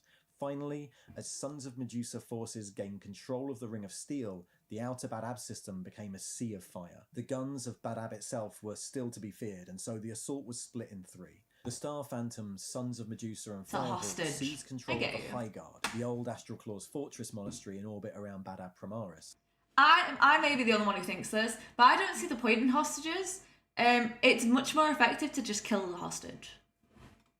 And as orbital bombardment from this and the Loyalist fleet commenced, the Carcharodons deployed in full strength into the hives of Badab to sow terror, while the bulk of the Star Phantoms landed troops and titans and laid siege to the Palace of Thorns. The slow grind pushed on all day and night until, on the second day, the Carcharodons dispatched strike teams to the hive's subsurface and sabotaged and overloaded the ancient atomic reactors that powered the hives. Because, hear me out. Imagine if you had a faction that picked you off one by one. You know, if one of your chapter mates had gone to that faction, they're dead. They haven't been kept. They haven't been repeatedly tortured. They have been killed at the spot and left. As if they're worthless. And you know that every single time that chapter takes one of your men, gone. You're losing forces. Might be slowly, but it's effective. And everyone knows that that chapter will take you one by one and kill you. There's no hostages. There's no negotiation. There's no coming back. They will literally just kill every single one of you. How can they nuke me if they can't find me? I would be a faction in the shadows, and I would pick people off one by one, and I'd murder them, and I would slowly lower the amount of people in the faction. And the thing is, once you've gotten most of the qualified people, the ones that are trained, the new recruits get less training, makes them weaker, makes the faction as a whole weaker. It's a very Night Lord mentality. Maybe. We'll find out tomorrow. As the surface of Badab Primaris started to crack and break, the Carcharodons pulled back to orbit, and as the guns fell silent, the Star Phantoms pushed forward into the palace. Captain Zrukal Androcles was mortally wounded in single combat with Lufthuron within the palace, but the Tyrant of Badab and a small force of Astral Claws escaped as the planet collapsed and loyalist and secessionist forces alike attempted to flee to orbit. The Badab War was over.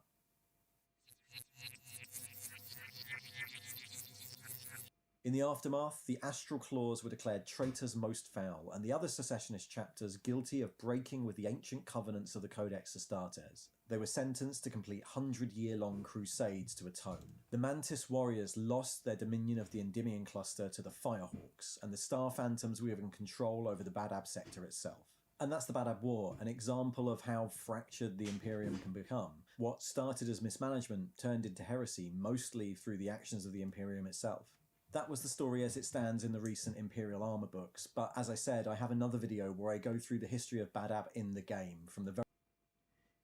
Did you know there's a chapter called Death Spectres, responsible for watching over a bunch of ghoul stars so no supernatural forces don't threaten the galaxy? very first time it appeared in Rogue Trader. Have a look if you're interested. Thanks, Arbiter. Right, let's finish up as we always do. Bear with me one moment. Way to go. Thank you to my royal patrons, my tier 2 support Izzo, and my tier 1 supporters Hansel Panda, Suki SJ, Sternly, Dan Cohen, Chaos315, and Matt. Ben! We did it! We're through it. We're through. Spoken like a Night Lord still makes me laugh. Ricky, I could be a Night Lord. I could be. It's true. It's true. Who knows? Who knows? So we have a choice. We can either just end stream, or do y'all want to go and watch...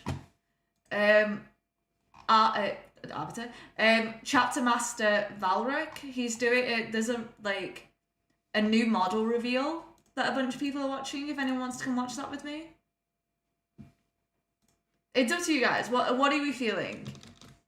What are we feeling? I'll give you guys a moment. Raid him? Well, I can't raid. But what I'll do is I'll put his link in the chat.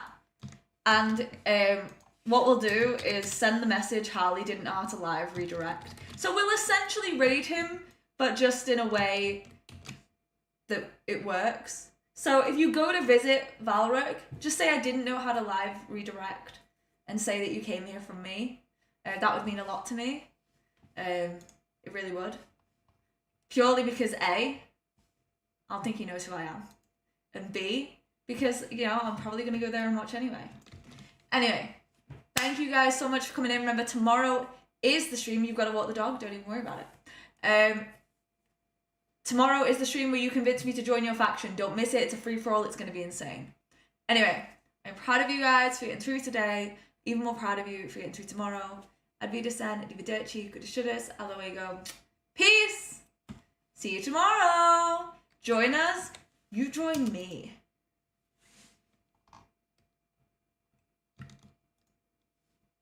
But yeah, if you go to see Valrak, say I sent you.